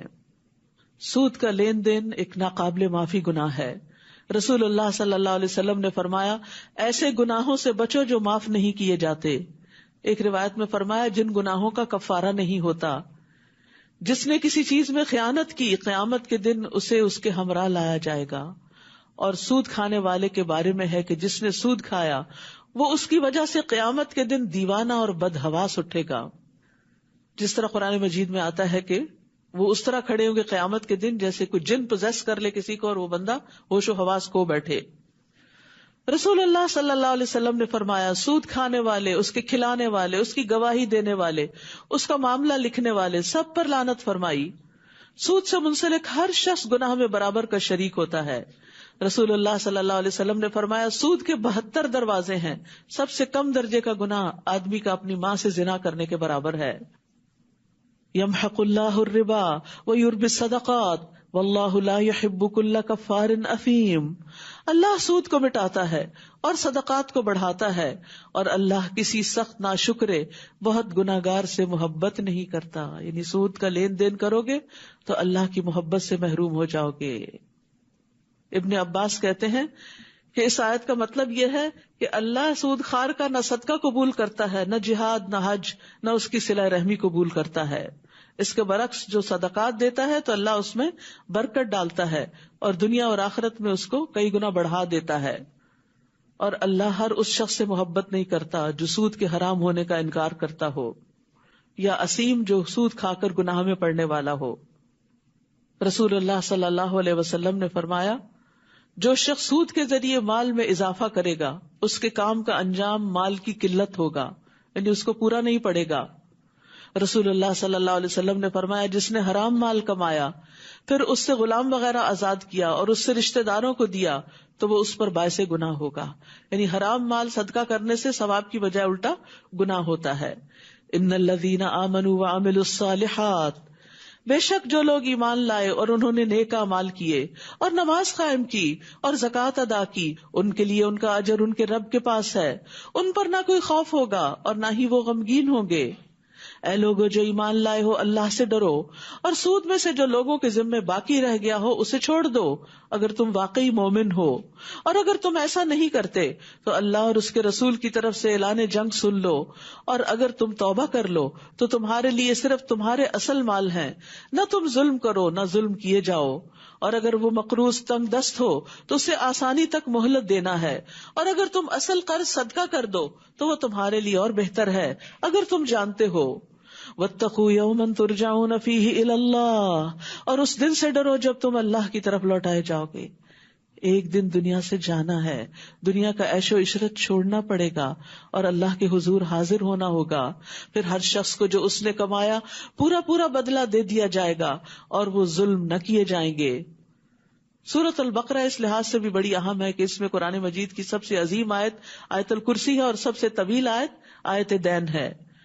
یا ایھا الذین آمنوا اذا تداینتم بدین الی اجل مسمی فاکتبوہ، اے لوگو جو ایمان لائے ہو جب تم ایک وقت مقرر تک کے لیے آپس میں قرض کا لین دین کرو تو اسے لکھ لیا کرو. اور یہ لکھنا صرف غیروں کو دینے کے لیے نہیں، رشتہ داروں کو بھی جب دو لو تو اسے لکھا کرو، کیونکہ سب سے زیادہ جو لڑائی جھگڑے فتنے فساد خاندانوں کے اندر گھرانوں کے اندر ہوتے ہیں اور ایک دوسرے کے ساتھ دھوکہ دہی ہوتی ہے وہ مالی معاملات میں ہوتی ہے. اس لیے اس چیز کے بارے میں بہت محتاط رہنے کی ضرورت ہے. اور چاہیے کہ تمہارے درمیان ایک لکھنے والا عدل کے ساتھ لکھے، اور لکھنے والے کو لکھنے سے انکار نہیں کرنا چاہیے، جیسا کہ اللہ نے اسے سکھایا اس کا شکر ادا کرے اور دوسروں کی مدد کرے. تو اس کو بغیر کسی عذر کے لکھنا چاہیے، اور املا اس شخص کو کروانی چاہیے جس کے ذمہ حق یعنی قرض ہو، اور اسے اللہ سے ڈرنا چاہیے جو اس کا رب ہے اور اس میں سے کسی بھی چیز کی کمی نہ کرے. پھر اگر وہ شخص جس کے ذمہ حق یعنی قرض ہو وہ ناسمجھ ہو یا کمزور ہو یا املا کروانے کی خود استطاعت نہ رکھتا ہو تو اس کا ولی عدل کے ساتھ املا کروائے، اور اپنے مسلمان مردوں میں سے 2 کو گواہ بنا لو. پھر اگر 2 مرد نہ ہوں تو ان گواہوں میں سے جنہیں تم پسند کرتے ہو 1 مرد اور 2 عورتیں گواہی دیں. اگر ان دونوں میں سے کوئی ایک عورت بھول جائے تو ان میں سے ایک دوسری کو یاد دہانی کرا دے. یہ عورتوں کی سہولت کے لیے بات رکھی گئی، کوئی ڈسکریمنیشن کی بات نہیں ہے. اور گواہ جب گواہی دینے کے لیے بلائے جائیں تو وہ انکار نہ کریں. اور قرض چھوٹا ہو یا بڑا اس کے مقرر وقت تک کے لیے اس کی دستاویز لکھنے میں تم سستی نہ کرو، لکھت پڑھت کرو، ورنہ جھگڑے ہوں گے، فساد ہوں گے، خون ریزیاں ہوں گی، قطع تعلقی ہوگی، زندگی جہنم بن جائے گی. کیونکہ اللہ کے حکم کی نافرمانی جو کی دنیا میں بھی خسارہ ہوگا، اور پھر اس کے نتیجے میں جو گناہ کرو گے اس میں بھی پکڑ ہوگی. آپ دیکھیے کہ اس وقت کہتے نہیں اپنی گھر کی بات ہے، پھر کیا ہوا آپ تو اپنے ہی ہیں، لے جائیے، آپ کی زبان پہ یہ اعتبار ہے، ایسی باتیں کر کے اس وقت بہت خوش کر دیتے ہیں دوسروں کو. لیکن پھر کیا کرتے ہیں، پھر جب لینے کی باری آتی ہے دوسرا مکر جاتا ہے یا پھر فوت ہو جاتا ہے اور اس کے وارث دینے کا نام نہیں لیتے، تو پھر اصل صورت سامنے آتی ہے. وہ ساری خوش اخلاقی دھری کی دھری رہ جاتی ہے اور لوگ انتہائی بد اخلاقی اور بدتمیزی پر اتر آتے ہیں اور ایک دوسرے کو ذلیل کر کے رکھ دیتے ہیں، جو کہ مسلمان کی شایان شان نہیں. یہ لکھنا اللہ کے نزدیک زیادہ انصاف والا ہے، یعنی اللہ کو پسند ہے یہ لکھنا، اور گواہی دینے کے لیے زیادہ درست ہے اور زیادہ قریب ہے کہ تم فریقین شک میں نہ پڑو. کیونکہ بعض اوقات فگرز مکس اپ ہو جاتے ہیں. مگر یہ کہ نقد تجارت ہو، یعنی پیسے دیے چیز اٹھائی، اس کو نہیں بھی لکھے کوئی بات نہیں، لیکن اب تو اس کو بھی لکھا جاتا ہے، رسید دی جاتی ہے آپ کو کہ اگر آپ نے واپس کرنا ہو یا کوئی بھی کمی بیشی ہو یا اس کی جمع تفریق میں کچھ حساب کتاب میں فرق ہو تو شک دور ہو جائے. مگر یہ کہ نقد تجارت ہو جس کا تم آپس میں لین دین کرتے ہو تو تم پر کچھ گناہ نہیں کہ تم اس کو نہ لکھو. اور جب تم باہم خرید و فروخت کرو تو احتیاطاً گواہ مقرر کر لیا کرو، جیسے بڑے سودے ہوتے ہیں، زمینوں کے سودے، مکانوں کے سودے، یعنی جو بڑے بڑے کانٹریکٹس ہوتے ہیں، اور دستاویز لکھنے والے اور گواہی دینے والے کو نقصان نہ پہنچایا جائے، اور اگر تم ایسا کرو گے تو یقیناً یہ تمہاری سخت نافرمانی ہوگی، اور اللہ سے ڈرو، اور اللہ تمہیں سکھا رہا ہے. یہ اللہ کی دی ہوئی تعلیم ہے، اور اللہ ہر چیز کو خوب جاننے والا ہے. لہذا اللہ کی اس تعلیم سے فائدہ اٹھا کر اپنی زندگی کو خوشگوار بنائیے. مالی معاملات میں ان احکامات کی پابندی کیجیے. اور یہاں پر خاص طور پر تقوی کا پھر ذکر ہوا کہ جو تقوی کرتا ہے اللہ کا، اللہ تعالیٰ اس کو سکھا بھی دیتا ہے، اس کے معاملات آسان ہوتے ہیں، تقوی سے فرقان ملتا ہے. اور اگر تم سفر میں ہو اور قرض لینا ہو اور تمہیں کوئی دستاویز لکھنے والا نہ ملے تو کوئی چیز بطور رہن قرض دینے والے کو قبضے میں دے دی جائے. پھر اگر تم میں سے کوئی دوسرے پر اعتبار کرے اور بغیر رہن رکھے قرض دے دے تو وہ مقروض جو امین بنایا گیا ہو وہ قرض دینے والے کو اس کی امانت یعنی قرض ادا کر دے، اور اسے اللہ سے ڈرنا چاہیے جو اس کا رب ہے. اور تم گواہی کو مت چھپاؤ، اور جو کوئی اسے چھپائے گا یقیناً اس کا دل گناہگار ہے. اس سے کیا پتہ چلتا ہے؟ دل کے بھی گناہ ہوتے ہیں. تو ظاہری باطنی اقوال افعال، تو یہ دل کا فعل ہے. یعنی فعل صرف ہاتھوں سے نہیں ہوتا یا پاؤں سے نہیں ہوتا، ایکشن دل کا بھی ہوتا ہے. اور یہ دل کے گناہ کی بات یہاں کی گئی کہ دل گناہگار ہے اس کا جو گواہی چھپائے، حق کو چھپائے. اور جو کچھ تم کرتے ہو اللہ اس کو خوب جاننے والا ہے. للہ ما فی السماوات وما فی الارض وان تبدوا ما فی انفسکم او تخفوه یحاسبکم بہ اللہ فیغفر لمن یشاء ویعذب من یشاء واللہ علی کل شیء قدیر. آسمانوں اور زمین میں جو کچھ ہے اللہ ہی کا ہے، اور جو تمہارے دلوں میں ہے خواہ تم اسے ظاہر کرو یا اسے چھپاؤ اللہ اس پر تمہارا محاسبہ کرے گا. پھر جسے وہ چاہے گا بخش دے گا اور جسے وہ چاہے گا عذاب دے گا، اور اللہ ہر چیز پر پوری قدرت رکھنے والا ہے. ابن عباس کہتے ہیں جب یہ آیت نازل ہوئی کہ جو تمہارے دلوں میں ہے اس کو ظاہر کرو یا چھپاؤ اللہ تمہارا حساب لے گا، تو صحابہ پر بہت خوف طاری ہو گیا کہ اس پر تو عمل نہیں ہو سکتا، دل کے خیالات پر تو کنٹرول نہیں، اب کیا کیا جائے. تو نبی صلی اللہ علیہ وسلم نے ان سے فرمایا کہو سمعنا و اطعنا، ہم نے سنا اور ہم نے اطاعت کی، وسلمنا اور ہم نے تسلیم کر لیا. ابن عباس کہتے ہیں کہ اس پر اللہ نے ان کے دلوں میں ایمان بھر دیا. یعنی جب انسان اللہ کا کوئی حکم سنتا ہے، چاہے وہ سود سے متعلق ہو یا انفاق سے متعلق ہو، تو انسان دل میں کہتا ہے سمعنا و اطعنا، میں نے کرنے کی ٹھان لی. لین دین لکھو، میں نے نیت کر لی کہ آئندہ اب جو کبھی ایسی کوئی ٹرانزیکشن ہوگی اس کو لکھا کروں. سمعنا و اطعنا، ہم نے اللہ کا حکم سن لیا، ہم مانیں گے. ایسے شخص کے دل کو اللہ ایمان سے بھر دیتا ہے، ایمان میں اضافہ ہوتا ہے. تو ابن عباس کہتے ہیں کہ اس پر اللہ نے ان کے دلوں میں ایمان ڈال دیا، اور اللہ تعالیٰ نے یہ آیت نازل کی لا یکلف اللہ نفسا الا وسعها. تو اللہ تعالیٰ نے فرمایا میں نے ایسا کر دیا. اور پھر جب انہوں نے کہا ربنا لا تؤاخذنا ان نسینا، تو اللہ تعالیٰ نے ان کی بات مان لی. پھر جب انہوں نے کہا ولا تحمل علینا آخر تک، تو اللہ تعالیٰ نے فرمایا میں نے ایسا کر دیا. پھر واغفر لنا وارحمنا آخر تک، تو اللہ تعالیٰ نے فرمایا کہ میں نے ایسا کر دیا. یعنی اللہ نے پھر ان کی دعائیں بھی سن لی. اب سورۃ البقرہ کی آخری 2 آیات جو عرش کے نیچے سے دی گئی ہیں، رسول اللہ صلی اللہ علیہ وسلم نے عقبہ بن عامر جوہنی سے فرمایا سورۃ البقرہ کی آخری 2 آیات پڑھا کرو، کیونکہ یہ دونوں مجھے عرش کے نیچے سے دی گئی ہیں ایک خاص خزانے سے. ابو مسعود کہتے ہیں کہ نبی صلی اللہ علیہ وسلم نے فرمایا جس نے ہر رات سورۃ البقرہ کی آخری 2 آیات پڑھی وہ اسے کافی ہو جائیں گی. کافی ہو جائیں گی کس سے؟ یعنی ہر طرح کے شر سے. بعض نے یہ معنی کیا کہ کوئی چیز اس کو نقصان نہیں دے سکے گی، اور یہ معنی بھی کیا گیا کہ تہجد کی نماز سے بھی کافی ہو جائیں گی. یہ ایک معنی ہے اس کا یہ مطلب نہیں تہجد چھوڑ دیں کہ 2 آیتیں پڑھ کے سو جاتے ہیں. لیکن بہت دفعہ ایسا ہوتا ہے نا کہ کوشش کے باوجود بھی آپ نہیں پڑھ سکتے تو یہ 2 آیتیں تو پڑھ لیں تاکہ وہ کافی ہو جائیں. اسی طرح شیطان سے حفاظت کرنے والی آیات ہیں. رسول اللہ صلی اللہ علیہ وسلم نے فرمایا بے شک اللہ نے آسمان و زمین کی تخلیق سے 2000 سال قبل ایک کتاب لکھ دی اور اس میں سے 2 آیتیں نازل کر کے ان سے سورۃ البقرہ کا اختتام فرما دیا. جس گھر میں 3 راتوں تک سورۃ البقرہ کی آخری 2 آیات پڑھی جائیں گی شیطان اس گھر کے قریب نہیں آ سکے گا. کیا ہے یہ آیات؟ آمن الرسول بما انزل الیہ من ربہ والمؤمنون کل آمن باللہ وملائکتہ وکتبہ ورسلہ لا نفرق بین احد من رسلہ وقالوا سمعنا واطعنا غفرانک ربنا والیک المصیر. رسول اس پر ایمان لایا جو اس پر اس کے رب کی طرف سے نازل کیا گیا، اور سارے مومن بھی اسی پر ایمان لائے. تو رسول بھی ایمان لاتا ہے اور مومن بھی. کس پر؟ جو سورۃ البقرہ کے شروع میں کہا گیا تھا نا، متقین کی صفات، والذین یؤمنون بما انزل الیک وما انزل من قبل. تو جو بھی اللہ نے اتارا آج تک سب پر ایمان رکھتے ہیں. جیسے اللہ سبحانہ وتعالیٰ نے 104 کتابیں اتاری، یعنی 4 تو یہ آخری جن کے آپ کو نام معلوم ہے، لیکن اس سے پہلے 10 صحیفے موسیٰ علیہ السلام پر، 10 صحیفے ابراہیم علیہ السلام پر، اور پھر شیس علیہ السلام پر اور باقی پیغمبروں پر جو کچھ نازل کیا گیا. تو وہ جو بھی تھا ہم اس سب پر ایمان رکھتے ہیں کہ وہ اللہ نے اتارا انسانوں کی ہدایت کے لیے، اور یہ اللہ کا احسان ہے ہم سب پر، انعام ہے. اور قرآن مجید جو سب سے آخری کتاب ہے، اس میں پچھلی ساری کتابوں کی تعلیمات کو محفوظ کر دیا گیا جو رہتی دنیا تک انسان کی ہدایت کے لیے کافی ہیں.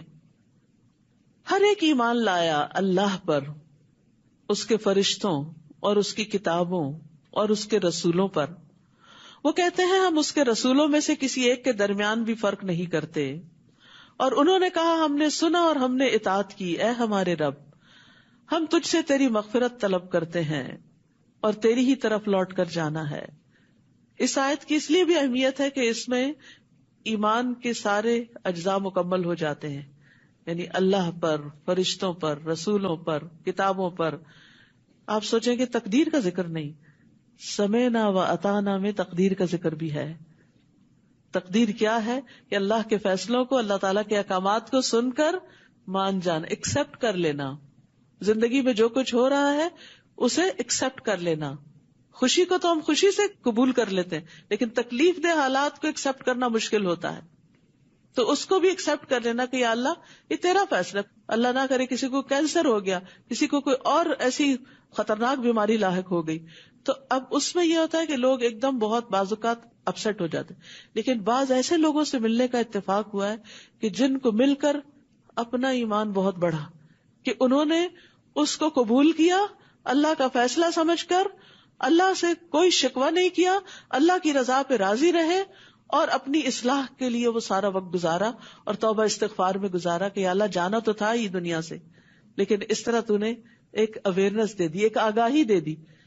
تو ایسے لوگ بھی ہوتے ہیں جو اللہ کی رضا پر راضی رہتے اور کوئی شکوہ نہیں کرتے اپنی بیماریوں پر. یہی تقدیر پر ایمان لانا ہوتا ہے.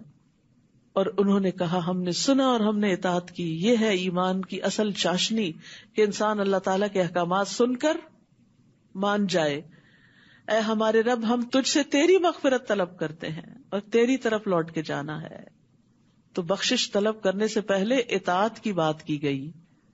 رسول اللہ صلی اللہ علیہ وسلم نے فرمایا جو شخص میرے اس وضو کی طرح وضو کرے پھر 2 رکعت نماز پڑھے جس میں اپنے نفس سے کوئی بات نہ کرے تو اس کے گزشتہ گناہ معاف کر دیے جائیں گے. تو جب آپ چاہیں کہ آپ کے گناہ معاف ہوں تو کبھی نماز پڑھ کے، کبھی صدقہ کر کے، کبھی روزہ رکھ کے. یعنی کبھی ایسا ہوتا ہے نا کہ انسان کو جب دین کا پتہ چلتا ہے تو اپنے گناہ بڑے یاد آتے ہیں. ہم نے تو بڑی بڑی زیادتیاں کر رکھی، اور خصوصاً جیسے یہ دورہ قرآن ہوتا ہے تو اتنا اوور ویلمنگ ہو جاتا ہے بعض لوگوں کے لیے کہ ایک موسلا دھار بارش برس رہی ہوتی ہے کہ جس کو پھر سنبھالنا اور ایڈجسٹ کرنا ایک مشکل کام ہوتا ہے کہ اتنے سارے احکامات ہم نے تو بہت غلطیاں کر لی. تو پھر انسان کیا کرے؟ نیکی کے کام کرتے کرتے توبہ کرتا جائے. بارش کس لیے آتی ہے؟ بارش دھونے کے لیے آتی ہے. بارش سے فضا صاف ہو جاتی ہے. تو احکامات کی بھی جب بارش ہوتی ہے کنفیوژنز بھی دور ہوتے ہیں اور احکامات کا پتہ چلتا ہے، عمل کرتے ہیں تو گناہ بھی دھلتے چلے جاتے ہیں. اور خود ایسی مجلسوں میں بیٹھنا جو ہے وہ گناہوں کی بخشش کا ذریعہ ہوتا ہے. لا یکلف اللہ نفسا الا وسعها. اللہ کسی شخص پر اس کی قدرت سے بڑھ کر ذمہ داری کا بوجھ نہیں ڈالتا. لہا ما کسبت وعلیہا ما اکتسبت. جو اس نے نیکی کمائی وہ اسی کے لیے ہے اور جو اس نے برائی کمائی وہ اسی کے ذمہ ہے. اے ہمارے رب اگر ہم بھول جائیں یا ہم خطا کریں تو ہمارا مواخذہ نہ کرنا.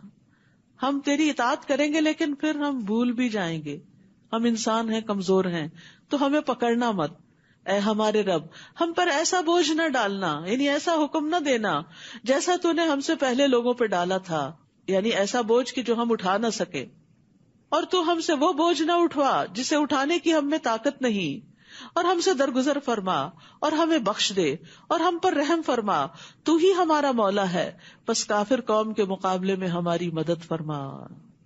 ان آیات سے پتہ چلتا ہے کہ انسان کی طاقت اور وسعت محدود ہے، تو بندہ کمزور ہے، وہ اللہ سے دعا کرتا ہے کہ ہماری طاقت سے بڑھ کے ہم پر بوجھ نہ ڈالنا، اور جو بھول چوک ہو اس کو معاف کر دینا اور اس پر ہمیں سزا نہ دینا۔ ان آیتوں کو پڑھ کے جب انسان دعا کرتا ہے تو وہ دعا بھی قبول ہوتی ہے، اس لیے بہتر یہ ہے کہ آخری آیت کی تلاوت کر لی جائے، اور جہاں جہاں یہ دعا کی بات آئے گی وہاں آمین کہیں، ٹھیک ہے؟ اعوذ باللہ من الشیطان الرجیم لا يكلف الله نفسا الا وسعها لها ما كسبت وعليها ما اكتسبت ربنا لا تؤاخذنا إن نسينا أو أخطأنا ربنا ولا تحمل علينا إصرا كما حملته على الذين من قبلنا ربنا ولا تحملنا ما لا طاقة لنا به واعف عنا واغفر لنا وارحمنا أنت مولانا فانصرنا على القوم الكافرين۔ سورۃ آل عمران۔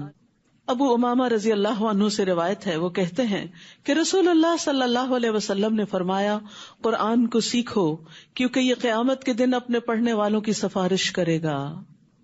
دو روشن صورتیں یعنی سورۃ البقرہ اور سورۃ آل عمران کو سیکھو کیونکہ یہ دونوں صورتیں قیامت کے دن سائبانوں کی شکل یا پرندوں کی دو صف بستہ ٹولیوں کی شکل میں آئیں گی اور اپنے پڑھنے والوں کا دفاع کریں گی، ان کو پروٹیکٹ کریں گی۔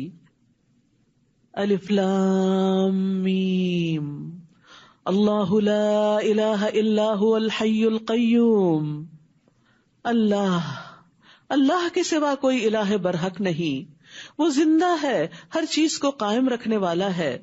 اس نے آپ پر حق کے ساتھ کتاب نازل کی ہے جو ان کتابوں کی تصدیق کرنے والی ہے جو اس سے پہلے تھی، اور اسی نے تورات اور انجیل نازل کی اس سے پہلے لوگوں کی ہدایت کے لیے۔ اللہ کی کتاب ہدایت کے لیے آتی ہے، اور اسی نے فرقان نازل کیا۔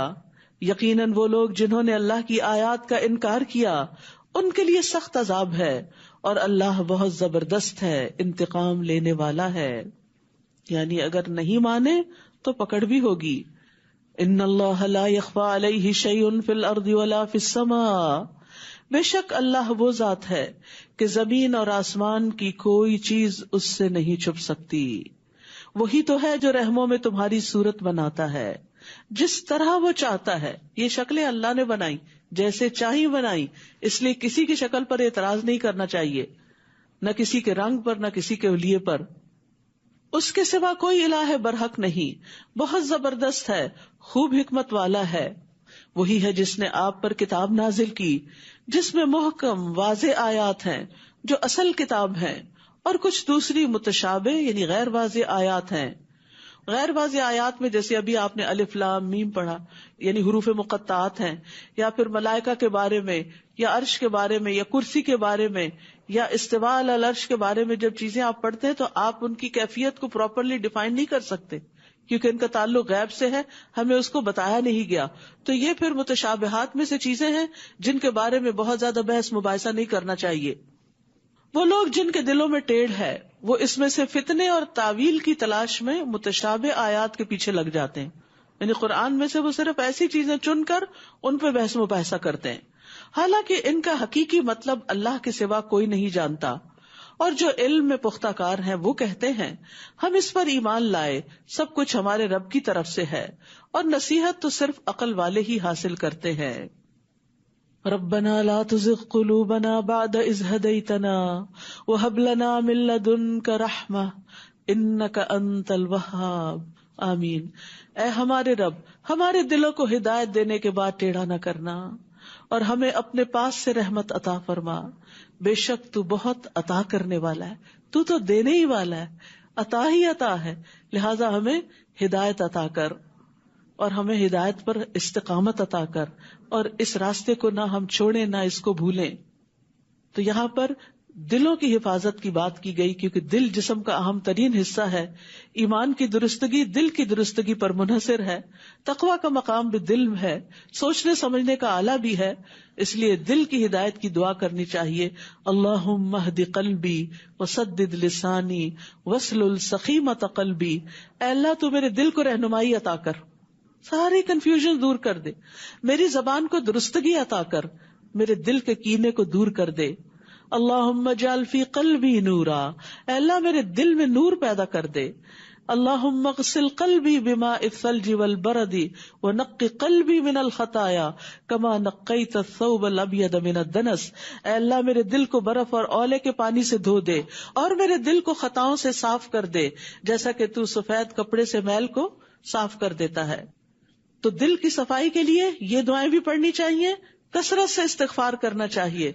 رسول اللہ صلی اللہ علیہ وسلم نے فرمایا میرے دل پہ پردہ سا آ جاتا ہے، اور اسی وجہ سے میں ایک دن میں 100 مرتبہ اللہ سے استغفار کرتا ہوں۔ پھر اسی طرح دل کے شر سے پناہ مانگنی چاہیے۔ اللہم انی اعوذ بک من شر سمعی ومن شر بصری ومن شر لسانی ومن شر قلبی ومن شر منی، اور پھر دلوں کی ثابت قدمی کی دعا کرنی چاہیے، اور دل کے اندر ایمان کے مزین ہونے کی دعا کرنی چاہیے۔ اللہ ہمارے دلوں میں ایمان کو زینت عطا کر۔ اللہم حبب الینا الایمان وزینہ فی قلوبنا، اللہ ایمان کو ہمارے لیے محبوب کر دے اور اسے ہمارے دلوں میں سجا دے، اور اسے کفر، نافرمانی اور گناہوں کے لیے ناپسندیدہ بنا دے، یعنی اس کو قبول نہ کرے، حق اور ہدایت کو ہی قبول کرتے جائیں۔ تو کتنی زبردست بات ہے یہ، اور یہ ساری دعائیں سبھی کو ضرورت ہے، لیکن خصوصاً جو لوگ دل کی گھٹن، دل کی تنگی کا شکار ہیں، یا کسی بھی طرح دل کے کسی مسئلے کا شکار ہیں، کیونکہ ریویلیشن سے یہ دعائیں وحی کے ذریعے، نبی صلی اللہ علیہ وسلم کے ذریعے ہم تک پہنچی، لہٰذا اس کا اہتمام کرنا چاہیے۔ ربنا انک جامع الناس لیوم لا ریب فیہ ان اللہ لا یخلف المیعاد، اے ہمارے رب یقیناً تو لوگوں کو ایسے دن میں جمع کرنے والا ہے جس کے آنے میں کوئی شک نہیں، آخرت تو آنی ہی ہے۔ بے شک اللہ وعدے کی خلاف ورزی نہیں کرتا، بے شک جن لوگوں نے کفر کیا ان کے مال اور ان کی اولاد انہیں اللہ کے عذاب سے بچانے میں ہرگز کام نہ آئیں گے، اور یہی وہ لوگ ہیں جو آگ کا ایندھن ہے۔ ان کا حال بھی آل فرعون اور ان لوگوں کے حال کی طرح ہے جو ان سے پہلے تھے۔ ان سب نے ہماری آیات کو جھٹلایا تو اللہ نے انہیں ان کے گناہوں کی وجہ سے پکڑ لیا، اور اللہ سخت سزا دینے والا ہے۔ یعنی اللہ سے ڈرنا بھی چاہیے کہ کہیں گناہوں کی وجہ سے کوئی پکڑ نہ ہو جائے۔ آپ ان لوگوں سے کہہ دیجئے جنہوں نے کفر کیا کہ ان قریب تم مغلوب کیے جاؤ گے اور جہنم کی طرف اکٹھے کیے جاؤ گے، اور وہ بہت برا ٹھکانہ ہے۔ یقیناً تمہارے لیے ان دو گروہوں میں جو آمنے سامنے ہوئی عبرت کی ایک نشانی ہے، اشارہ ہے جنگ بدر کی طرف۔ ایک گروہ اللہ کے راستے میں لڑ رہا تھا جبکہ دوسرا گروہ کافر تھا، وہ انہیں اپنی آنکھوں سے اپنے سے دگنا دیکھ رہے تھے، یعنی دونوں فریق اپنے مخالف کو اپنے سے ڈبل دیکھ رہے تھے، اپنے سے دگنا دیکھ رہے تھے، یعنی مسلمان کفار کو صرف 600-700 کے قریب دیکھ رہے تھے، جبکہ کفار مسلمانوں کو اپنے سے دگنا 2000 کے قریب دیکھ رہے تھے۔ اور اللہ جس کی چاہتا ہے اپنی مدد سے تائید کرتا ہے، بے شک اس میں اہل بصیرت کے لیے بھرپور عبرت ہے۔ زین للناس حب الشہوات من النساء والبنین والقناطیر المقنطرۃ من الذہب والفضہ، لوگوں کے لیے خواہشات کی محبت مزین کر دی گئی، جیسے عورتیں اور بیٹے اور اکٹھے کیے گئے خزانے اور سونا اور چاندی اور نشان زدہ گھوڑے، اسپیشل نمبرز کی گاڑیاں اور مویشی جانور اور کھیتی، یہ دنیا کی زندگی کا سامان ہے۔ یہ سب کچھ کیا ہے؟ بس اس زمین پہ کام آنے والا ہے، آگے نہیں۔ اور اللہ ہی ہے جس کے پاس اچھا ٹھکانہ ہے. تو بات یہ ہے کہ اللہ سبحانہ تعالیٰ نے ان چیزوں کی محبت بندوں کے دلوں میں رکھ دی ہے، اور وہ ایک امتحان بھی ہے کہ اس محبت کے ساتھ کیا ہم اللہ کی اطاعت کرتے ہیں یا نہیں، اور ان چیزوں کو اللہ کی اطاعت میں لگاتے ہیں یا نہیں. کہیں ایسا تو نہیں کہ اللہ سے زیادہ ان چیزوں سے محبت کرنے لگے، پھر وہ فتنہ ہے. قل انبئکم بخیر من ذالکم، کہہ دیجئے کیا میں تمہیں اس سے بہتر کی خبر دوں، اس سے زیادہ اچھا بتاؤں تمہیں، اور کیا ہو سکتا ہے. یہ ساری چیزیں ایسی ہیں جو ہر ایک کی خواہش ہوتی، اور کوئی بری بات نہیں ہے، انسان کی ضرورت ہے. اور اچھا لگنا کسی چیز کا یہ بھی کوئی برا نہیں، یعنی یہ چیزیں اگر ہمیں اچھی لگتی ہیں تو اس میں کوئی برائی نہیں. ہاں، خرابی اس وقت ہوتی ہے جب ہم ان چیزوں میں گم ہو کر اللہ کو بھول جاتے ہیں، اللہ کی اطاعت کو بھول جاتے ہیں. کہہ دیجئے کیا میں تمہیں اس سے بہتر کی خبر دوں. جن لوگوں نے تقوی اختیار کیا ان کے لیے ان کے رب کے پاس باغات ہیں جن کے نیچے نہریں بہ رہی ہیں. وہ جنتیں، وہ باغ، وہ ہمیشہ کے گھر، وہ اس دنیا کے مال و متاع سے کہیں زیادہ اچھا ہے. اس میں کھو کے اس کو نہیں بھول جانا جن میں وہ ہمیشہ رہنے والے ہیں، اور پاکیزہ بیویاں، اور اللہ کی طرف سے رضامندی کا پیغام، اور اللہ بندوں کو خوب دیکھنے والا ہے.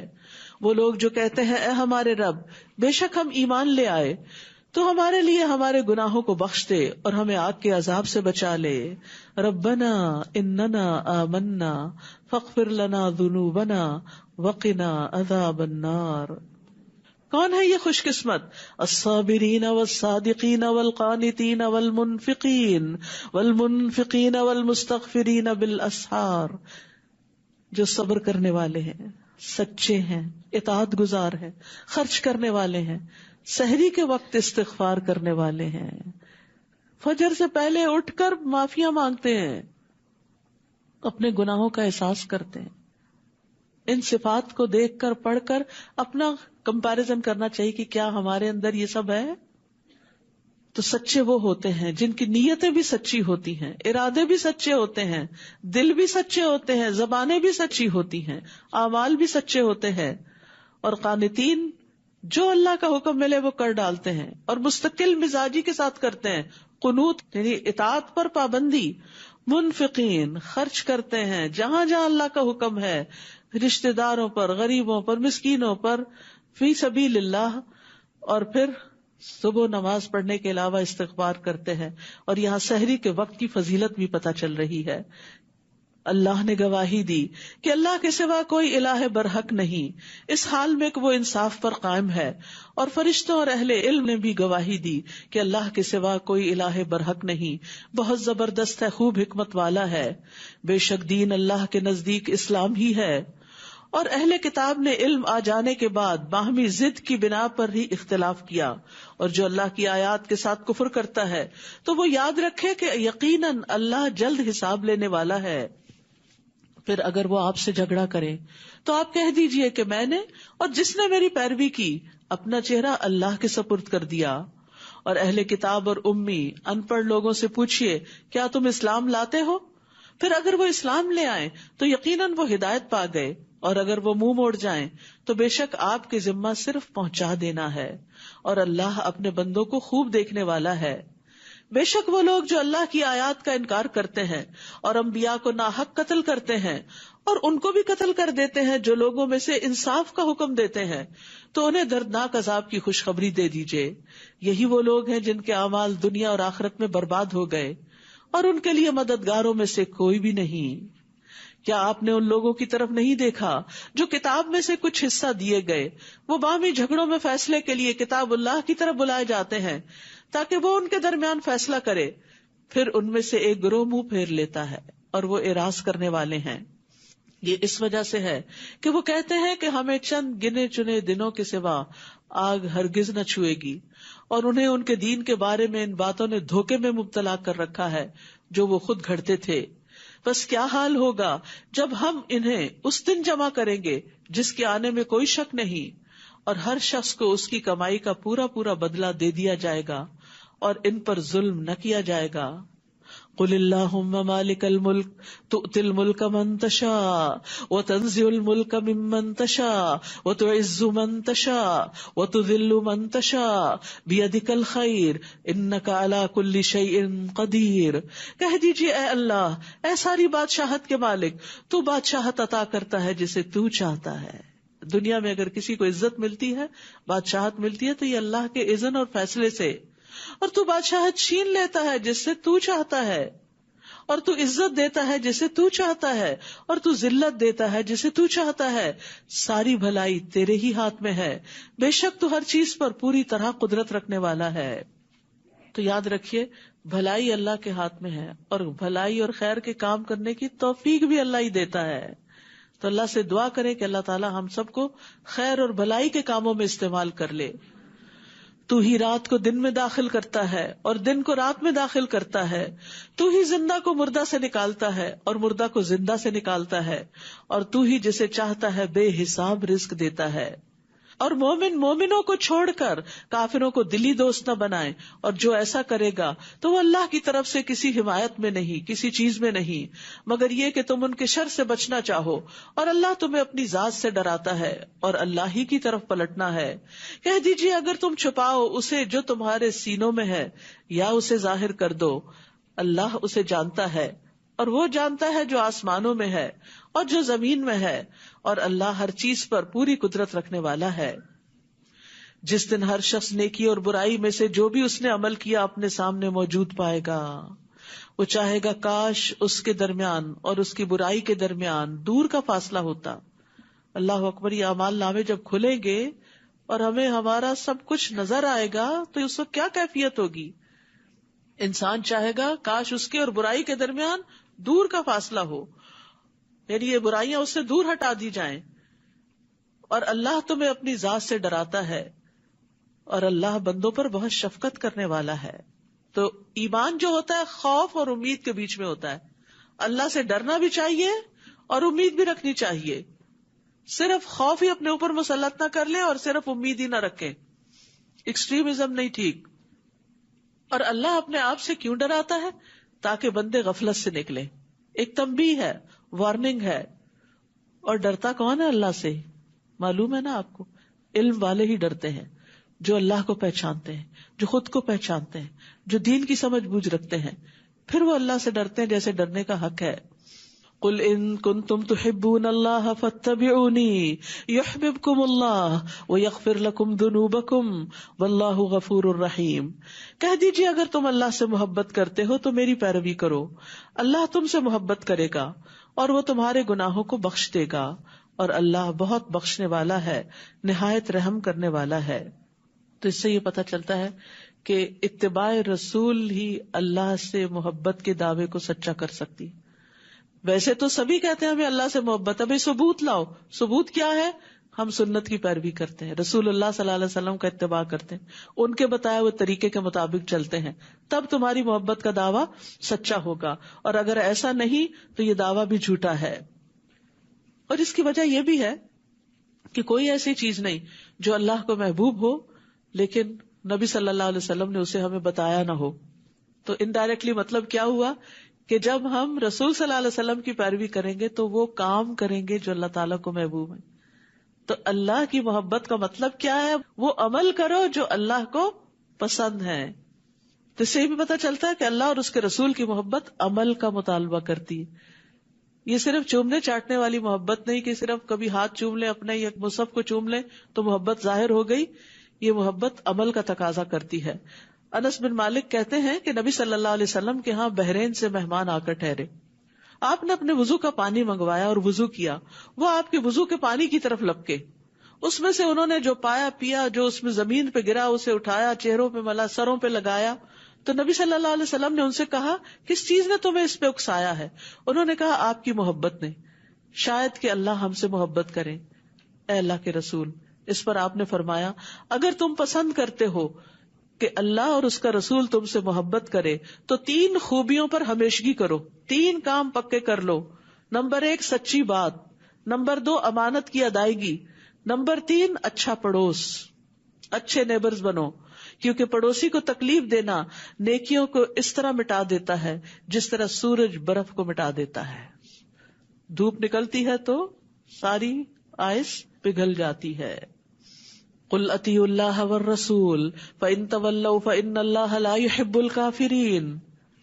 کہہ دیجئے اللہ اور رسول کی اطاعت کرو، پھر اگر وہ اس سے منہ پھیر جائیں یعنی اطاعت نہ کریں تو یقیناً اللہ اطاعت کا انکار کرنے والوں سے محبت نہیں کرتا. جو اطاعت نہیں کریں گے وہ اللہ کی محبت سے نکل جائیں گے. تو اللہ کی محبت تقاضا کرتی ہے عمل کا، اطاعت کا، اور نبی صلی اللہ علیہ وسلم کی اطاعت اور آپ کی اتباع کا. آپ صلی اللہ علیہ وسلم کی مخالفت جو ہے وہ کفر ہے، اور آپ کی مخالفت سراسر گمراہی ہے. آپ کی اطاعت نہ کرنے والا نافرمان ہے. تو اس لیے یہ نہیں کہنا چاہیے کہ جو قرآن میں بس اتنا ہی کافی اور میں وہی کروں گی. صحیح احادیث سے جو چیزیں ثابت ہیں ان کو بھی یقین کے ساتھ لینا چاہیے اور اس کے مطابق اپنی زندگی ڈھالنی چاہیے. پھر فرمایا ان اللہ اصطفى آدم ونوحا وآل ابراہیم وآل عمران علی العالمین. بے شک اللہ نے آدم اور نوح اور آل ابراہیم اور آل عمران کو تمام جہان والوں پر چن لیا. سبحان اللہ. اللہ کی شان ہے نا، جسے چاہے چن لے. پہلے آدم اور نوح کا الگ الگ ذکر، لیکن ابراہیم اور عمران علیہ السلام کی آل کا بھی ساتھ ذکر ہے کہ ان کو اللہ نے چن لیا. یہ سب ایک دوسرے کی اولاد ہیں اور اللہ خوب سننے والا ہے، خوب جاننے والا ہے. یہ اس وقت کی بات ہے جب عمران کی بیوی کہنے لگی کہ اے میرے رب، بے شک میں نے تیرے لیے ایک نظر مانی ہے. اب یہ ایک عورت کا قصہ ہے، یعنی آل عمران چلی کس سے؟ اس واقعے سے، اور چننے میں ایک بہت بڑا کردار ہے اس واقعے کا. جب عمران کی بیوی کہنے لگی کہ اے میرے رب، بے شک میں نے تیرے لیے نظر مانی ہے کہ جو بھی میرے پیٹ میں ہے وہ دنیا کے کام سے آزاد ہوگا، پس تو مجھ سے قبول کر لے، بے شک تو ہی خوب سننے والا، خوب جاننے والا ہے. کئی طرح کے لوگ ہوتے ہیں. کچھ لوگ وہ ہوتے ہیں جنہیں اللہ سبحانہ وتعالیٰ نے دین دنیا دونوں کے لیے چنا ہوتا ہے، وہ دین بھی ساتھ لے کے چلتے ہیں، دنیا میں بھی بڑے اچھے کامیاب ہوتے ہیں. کچھ لوگوں کو اللہ سبحانہ وتعالیٰ نے صرف دین کے کام کے لیے چنا ہوتا ہے، ڈیڈیکیٹڈ. جیسے اصحاب صفہ تھے، صحابہ کرام میں سے بہت سے شجر کاری کرتے تھے، کھجوروں کے درخت تھے ان کے. مہاجرین بزنس کرتے تھے، مشرق و مغرب میں جاتے تھے بزنس ٹرپ لے کر، جس کا ذکر لیلاف قریش میں آتا ہے. لیکن کچھ صحابہ کرام ایک ہراول دستے کی طرح تھے کہ جو یکسو ہو کر دین کی خدمت کر رہے تھے. اور یہ سلسلہ ہمیشہ سے جاری ہے کہ ہر دور میں کچھ لوگوں کو ایسی قربانی کرنی پڑتی ہے کہ ہر چیز سے فارغ ہو کر صرف اور صرف دین کی خدمت کا کام کریں. تو یہاں ایک عورت کے دل میں خواہش پیدا ہوتی ہے جب اس کے شوہر فوت ہو جاتے ہیں کہ میرے پیٹ کا جو بچہ ہے اسے میں ہیکل میں ڈال دوں گی، اللہ کے دین کی خدمت کے لیے وقف کر دوں گی، میں اس سے دنیا کے فائدے نہیں حاصل کروں گی، اپنی خدمت سے آزاد کر دوں گی. محررن، دنیا کے کاموں سے آزاد، میری خدمت سے آزاد، اور وہ صرف اللہ کے دین کی خدمت کرے گا. پھر جب اس نے اس لڑکی کو جنم دیا، ان کے خیال میں تھا شاید بیٹا ہوگا اور وہ جس طرح باقی مرد حضرات دین کی خدمت کرتے ہیں تو وہ بھی کرے گا، لیکن ہوا کیا کہ وہ تو بیٹی پیدا ہوگی. تو کہنے لگی، رب سے باتیں کر رہی. یاد رکھیے کسی بھی مسئلے کا بہترین حل یہ ہے کہ انسان رب سے باتیں کرے. نیکی کا کام کرنا ہے، اپنے رب سے باتیں کرے. کوئی صدقہ خیرات کرنا ہے، اللہ تو اسے قبول کر لے. کچھ ملا ہے آپ کو، اس پر اللہ سے باتیں کر کے شکر ادا کریں. کچھ دینا ہے آپ نے، اللہ سے صلاح مشورہ کریں. کوئی فیصلہ کرنا ہے زندگی میں، اللہ سے دوستی کر لیں. اب دیکھیں زندگی بڑی خوبصورت ہو جائے گی. کسی انسان سے بات کرنی ہو تو انتظار کرنا پڑتا ہے، وہ تو سو رہا ہے. لا تأخذہ سنۃ ولا نوم، اللہ کو تو نہ نیند آتی ہے نہ اونگ آتی ہے. آپ میسج چھوڑتے ہیں 2 دن تک بلو ٹک ہی نہیں آتا، دوسرے نے چیک ہی نہیں کیا آپ کا سوال.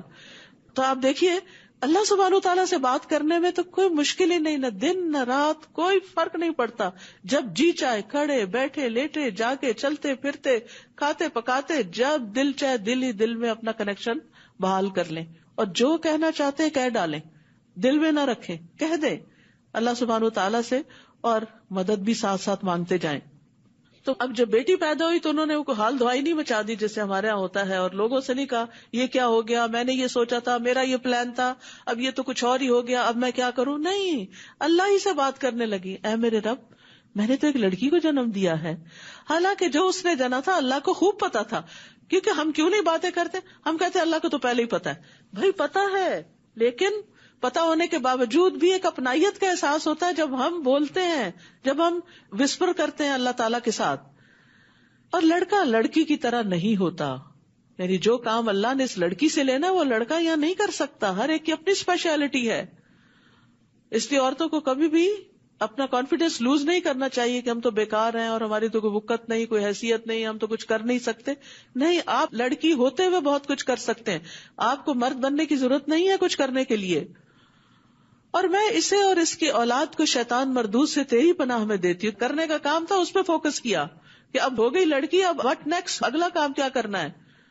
کیونکہ ہم تو اسی میں اٹکے رہتے ہیں، وہیں پھنسے رہتے ہیں، وہ اس مصیبت سے نہیں نکلتے کہ پھر فیوچر کی کوئی پلاننگ کریں کہ اب کرنا کیا ہے. وہ جو وعدے جو کیے تھے اللہ سے کہ تیری خدمت میں وقف کریں گے، ان کا کیا ہوا؟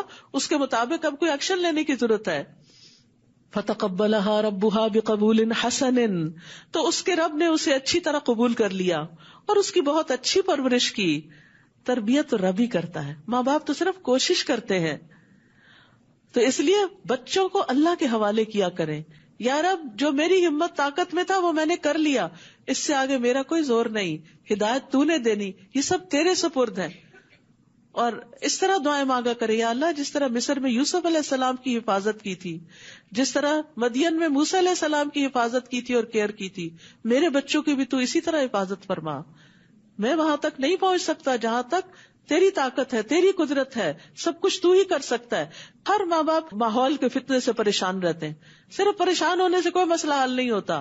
اس پریشانی کو دعاؤں میں ڈال لیجئے، کنورٹ کر لیجئے، اس انرجی کو کہیں اور لگائیے، اتنی ہی شدت سے دعائیں کیجئے اور اپنے معاملات کو اللہ کے سپرد کیجئے. تو اس کے رب نے اسے اچھی طرح قبول کر لیا. اس سے پتہ چلتا ہے کہ اخلاص کے ساتھ کیا ہوا کام رب قبول کرتا ہے.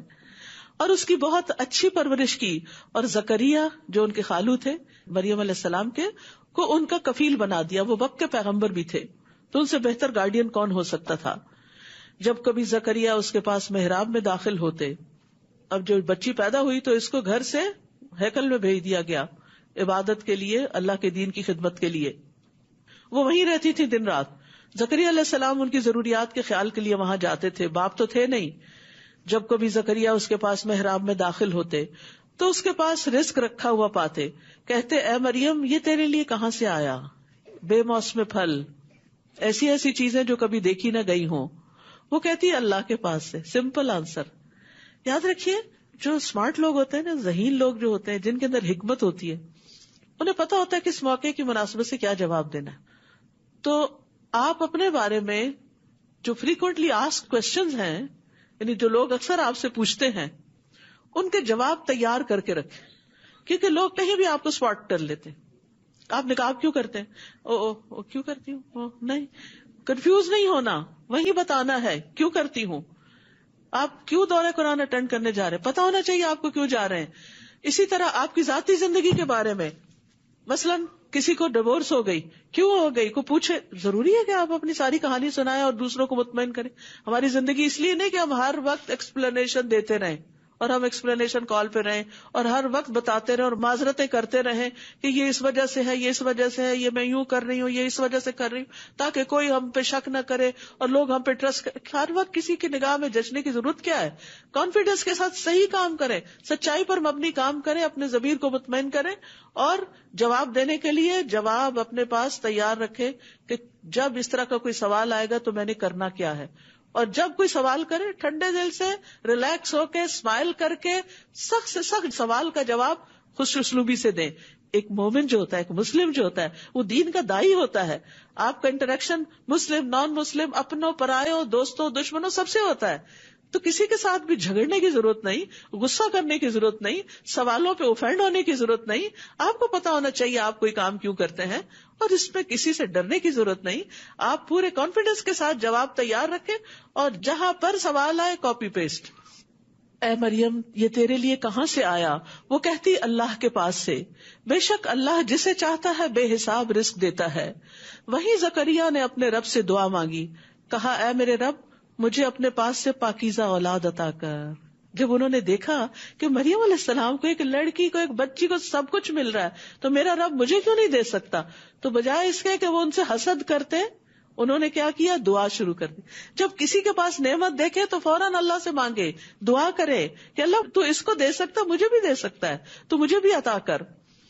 بے شک تو دعا کا خوب سننے والا ہے. انک سمیع الدعاء. تو فرشتوں نے اس کو اس وقت پکارا جب وہ محراب میں کھڑا نماز پڑھ رہا تھا کہ اللہ تجھے یحییٰ کی خوشخبری دیتا ہے. دعا قبول ہو گئی. کیونکہ ہوتا یہ کہ جب کسی کی نعمت دیکھتے نا تو دل مچل اٹھتا ہے, تو مچلے دل کے ساتھ جو دعا ہوتی ہے وہ عام طور پہ ٹھنڈی ٹھنڈی دعا ویسی نہیں ہوتی, اور پھر اس کی قبولیت بھی ویسی نہیں ہوتی.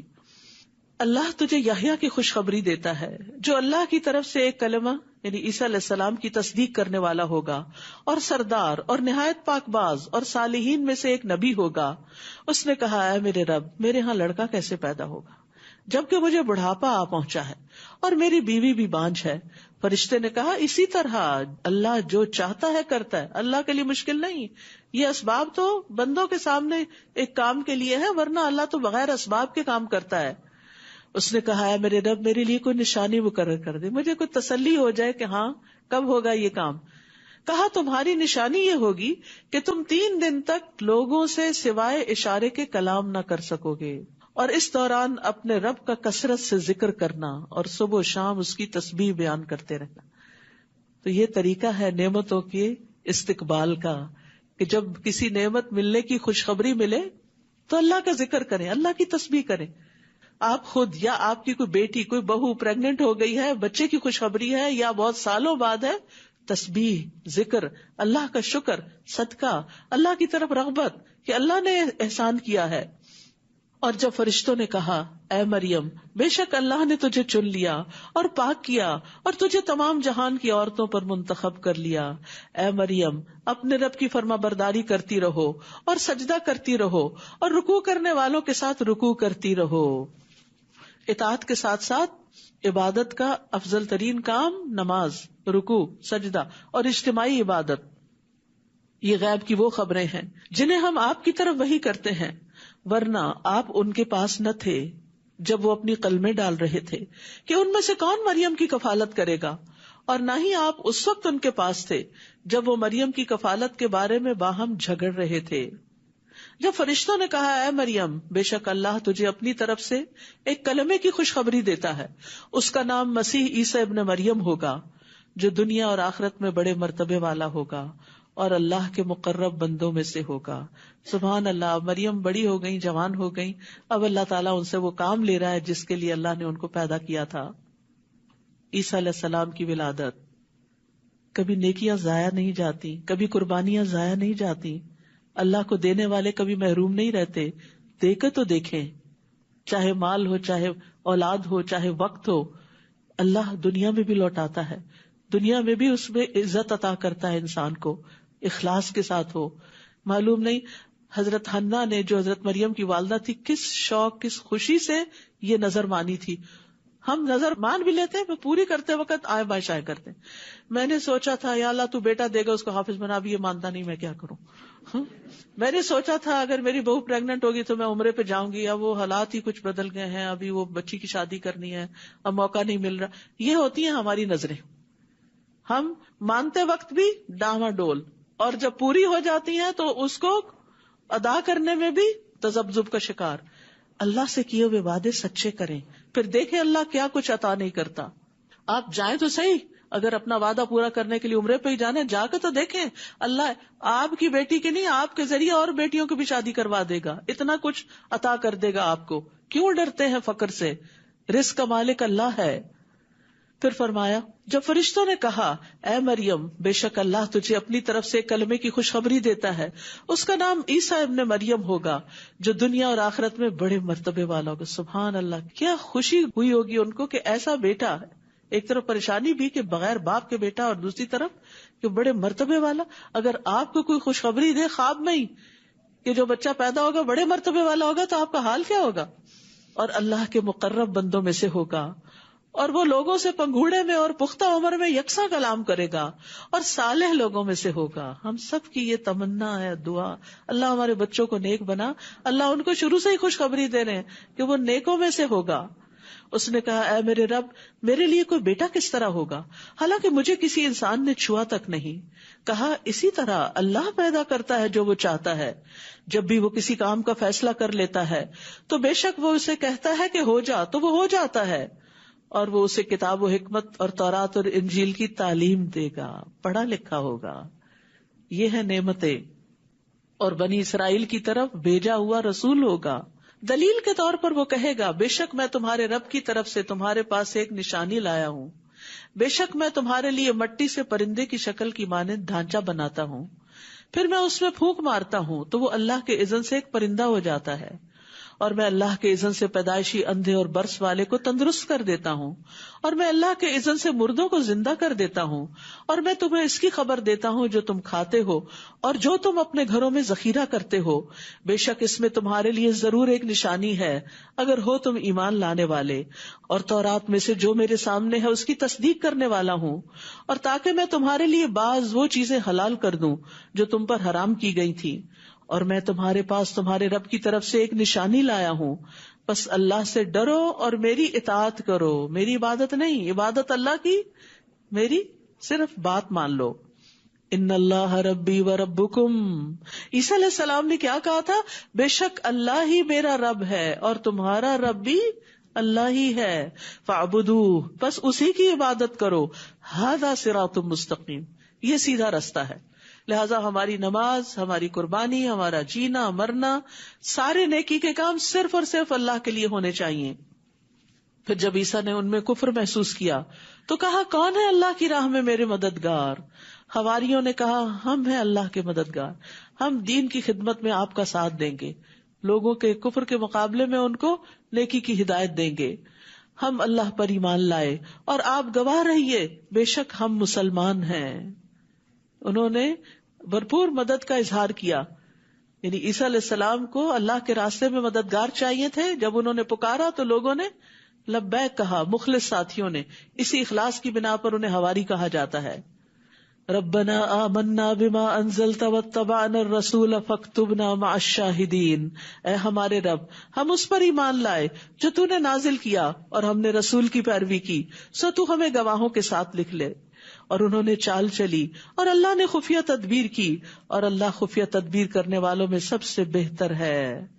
جب اللہ نے فرمایا اے عیسیٰ بے شک میں تجھے پورا پورا لینے والا ہوں اور تجھے اپنی طرف اٹھا لینے والا ہوں اور تجھے ان لوگوں سے پاک کرنے والا ہوں جنہوں نے کفر کیا، اور جن لوگوں نے تیری پیروی کی قیامت تک انہیں کفر کرنے والوں پر فوقیت دینے والا ہوں، پھر میری ہی طرف تم سب کا لوٹنا ہے، تو میں تمہارے درمیان اس چیز کا فیصلہ کروں گا جس میں تم اختلاف کرتے تھے. پھر وہ لوگ جنہوں نے کفر کیا تو میں انہیں دنیا اور آخرت میں سخت عذاب دوں گا اور ان کے لیے مددگاروں میں سے کوئی بھی نہ ہوگا. اور رہے وہ لوگ جو ایمان لائے اور انہوں نے نیک عمل کیے تو وہ انہیں ان کے اجر پورے پورے دے گا، اور اللہ ظالموں سے محبت نہیں رکھتا. یہ جسے ہم آپ پر پڑھ رہے ہیں اللہ کی آیات ہیں اور بہت حکمت والے ذکر میں سے ہیں. یہ بیچ میں یاد دہانی کرا دی گئی تاکہ پورے یقین کے ساتھ اس سارے علم کو لیا جائے. بے شک عیسیٰ کی مثال اللہ کے ہاں آدم کی مثال کی طرح ہے. اس نے اسے مٹی سے بنایا، پھر اس سے کہا کہ ہو جا تو وہ ہو گیا، کن کہہ کے پیدا ہو گئے کلمے سے. یہ حق آپ کے رب کی طرف سے ہے، تو آپ شک کرنے والوں میں سے نہ ہوں.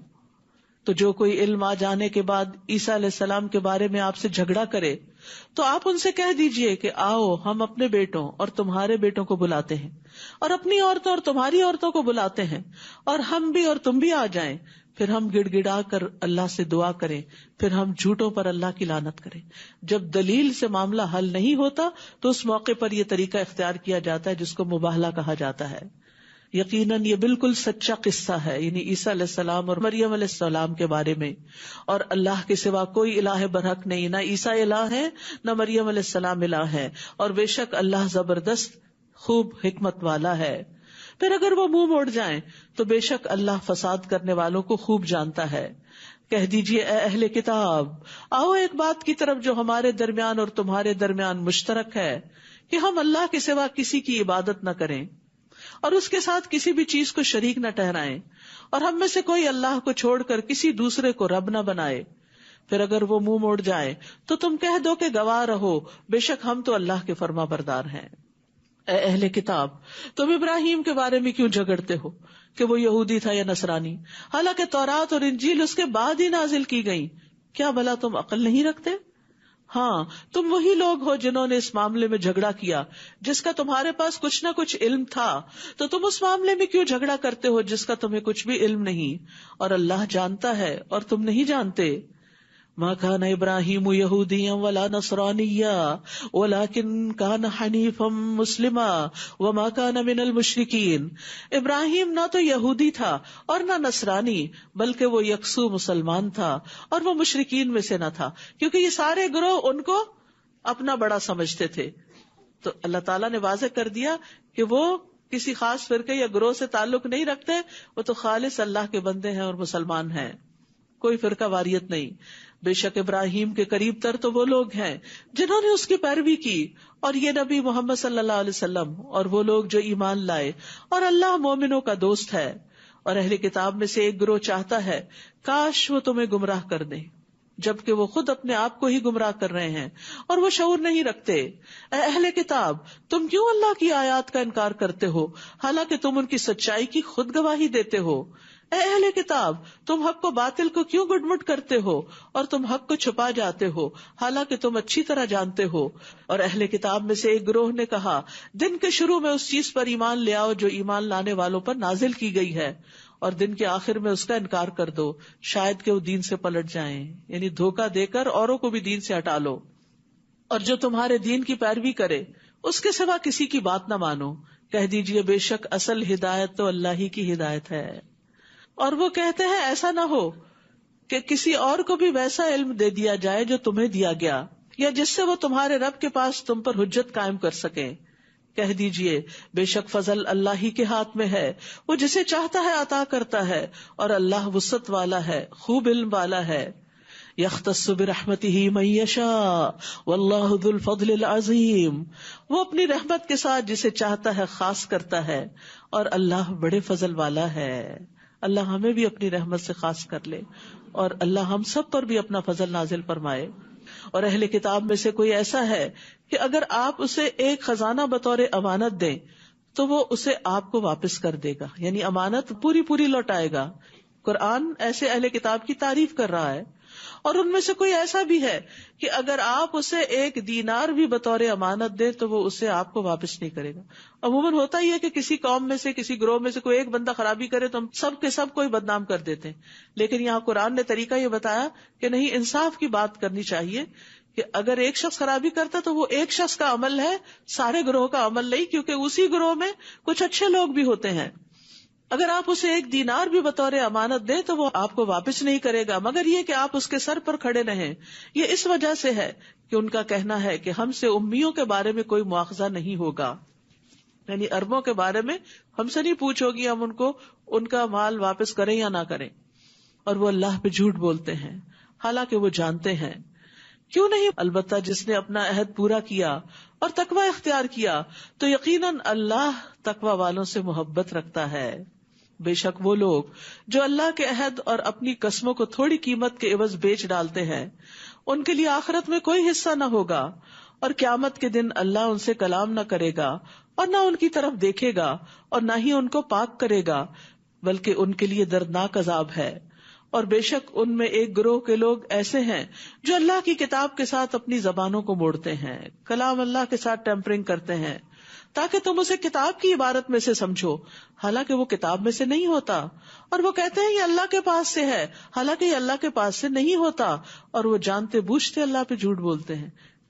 تو یہ بھی بڑا خطرناک معاملہ ہوتا ہے کہ جو چیز اللہ نے نہ فرمائی ہو اسے اللہ سے منسوب کر دینا۔ کسی انسان کے لیے جائز نہیں کہ اگر اللہ اس کو کتاب و حکمت اور نبوت عطا کرے پھر وہ لوگوں سے کہتا پھرے کہ اللہ کو چھوڑ کر میرے بندے بن جاؤ، بلکہ وہ تو کہے گا کہ رب والے بن جاؤ، کیونکہ تم کتاب کی تعلیم دیتے ہو اور اس لیے کہ تم خود بھی اسے پڑھتے ہو۔ ربانی بننا یہ ہے کتاب پڑھنے کا اصل مقصد۔ اور نہ وہ تمہیں اس بات کا حکم دیتا ہے کہ تم فرشتوں اور نبیوں کو رب بنا لو، کیا وہ تمہیں کفر کا حکم دے گا اس کے بعد کہ تم مسلمان ہو چکے؟ اور جب اللہ نے تمام نبیوں سے پختہ عہد لیا کہ میں جو بھی کتاب و حکمت میں سے تمہیں عطا کروں پھر تمہارے پاس ایک رسول آ جائے جو اس چیز کی تصدیق کرنے والا ہو جو تمہارے پاس ہے، تو تم ضرور بے ضرور اس پر ایمان لاؤ گے اور ضرور اس کی مدد کرو گے.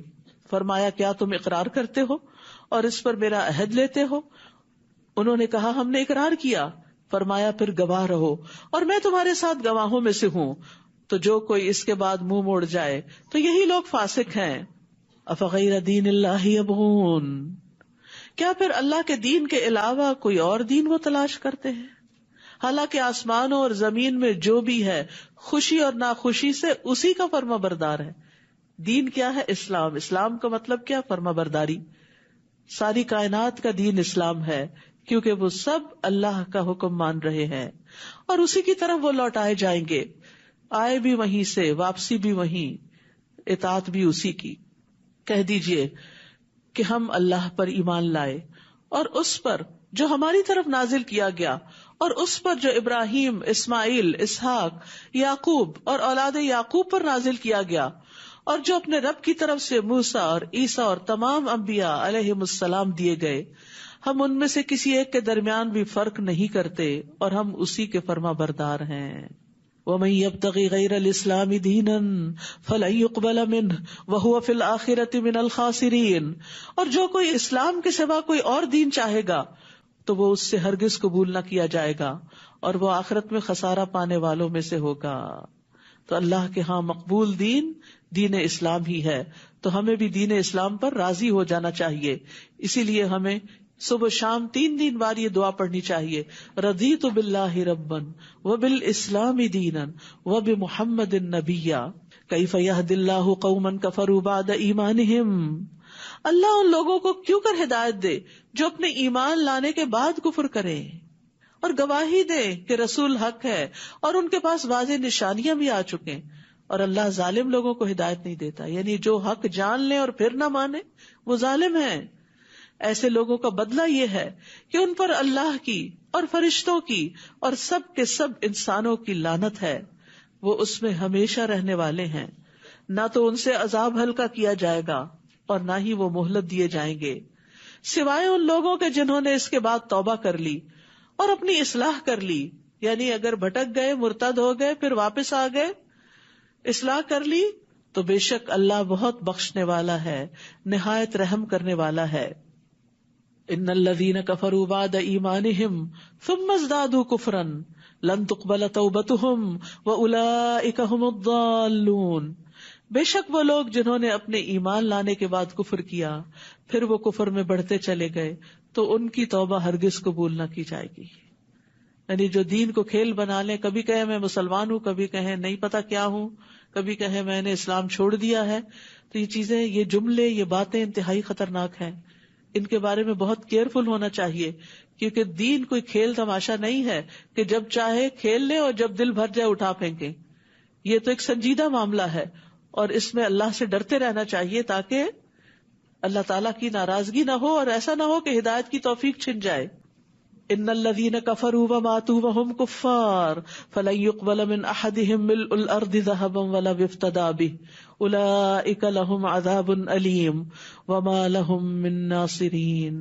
بے شک وہ لوگ جنہوں نے کفر کیا اور وہ مر گئے اس حال میں کہ وہ کافر تھے، کفر کی حالت میں ہی مرے، تو ان میں سے کسی ایک سے بھی زمین بھر سونا قبول نہ کیا جائے گا.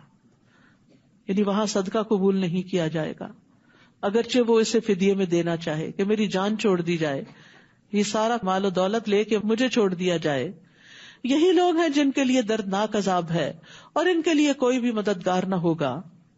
آج دنیا میں اگر کوئی ذرے برابر بھی کوئی نیکی کرتا تو وہ قبول ہو جاتی ہے، لیکن کل ملء الارض ذهبا بھی قبول نہ کیا جائے گا. انس بن مالک رضی اللہ عنہ سے روایت ہے کہ نبی صلی اللہ علیہ وسلم نے فرمایا، اللہ تعالیٰ قیامت کے دن دوزخ کا سب سے ہلکا عذاب پانے والے سے پوچھے گا، اگر تجھے روئے زمین کی ساری چیزیں مل جائیں، دنیا میں جو کچھ ہے سب مل جائے، تو کیا تم وہ فدیے میں دو گے جان چھڑانے کے لیے؟ وہ کہے گا ہاں. اللہ تعالیٰ فرمائے گا، میں نے تجھ سے اس سے آسان چیز کا مطالبہ کیا تھا جبکہ تو آدم کی پیٹھ میں تھا کہ میرے ساتھ کسی کو شریک نہ کرنا، لیکن تو میرے ساتھ شرک پر ہی مصر رہا. تو اب توبہ نہیں قبول ہو سکتی، اب فدیہ قبول نہیں ہوگا. تو یاد رکھیے دنیا میں اگر انسان کھجور کا آدھا ٹکڑا بھی صدقے میں کرتا ہے تو وہ بھی انسان کی بخشش کا ذریعہ بن سکتا ہے، لیکن مرنے کے بعد کچھ بھی فائدہ نہ دے گا. اگر کوئی کفر کی حالت میں فوت ہو جاتا ہے، شرک کی حالت میں فوت ہو جاتا ہے اور اس کی اولاد اس کے سارے مال کو بھی اس کے لیے صدقہ کر دیتی ہے تو اس کا بھی کوئی ثواب نہیں ملے گا. تو یہ ساری چیزیں جو ہیں یہ دراصل ایمان کے ساتھ ہیں، توحید کے ساتھ ہیں، اللہ کی اطاعت کے ساتھ ہیں. اللہ تعالی ہمیں اس کی توفیق عطا فرمائے. وآخر دعوانا ان الحمد للہ رب العالمین. سبحانک اللہم وبحمدک اشہد ان لا الہ الا انت استغفرک واتوب الیک. السلام علیکم ورحمۃ اللہ وبرکاتہ.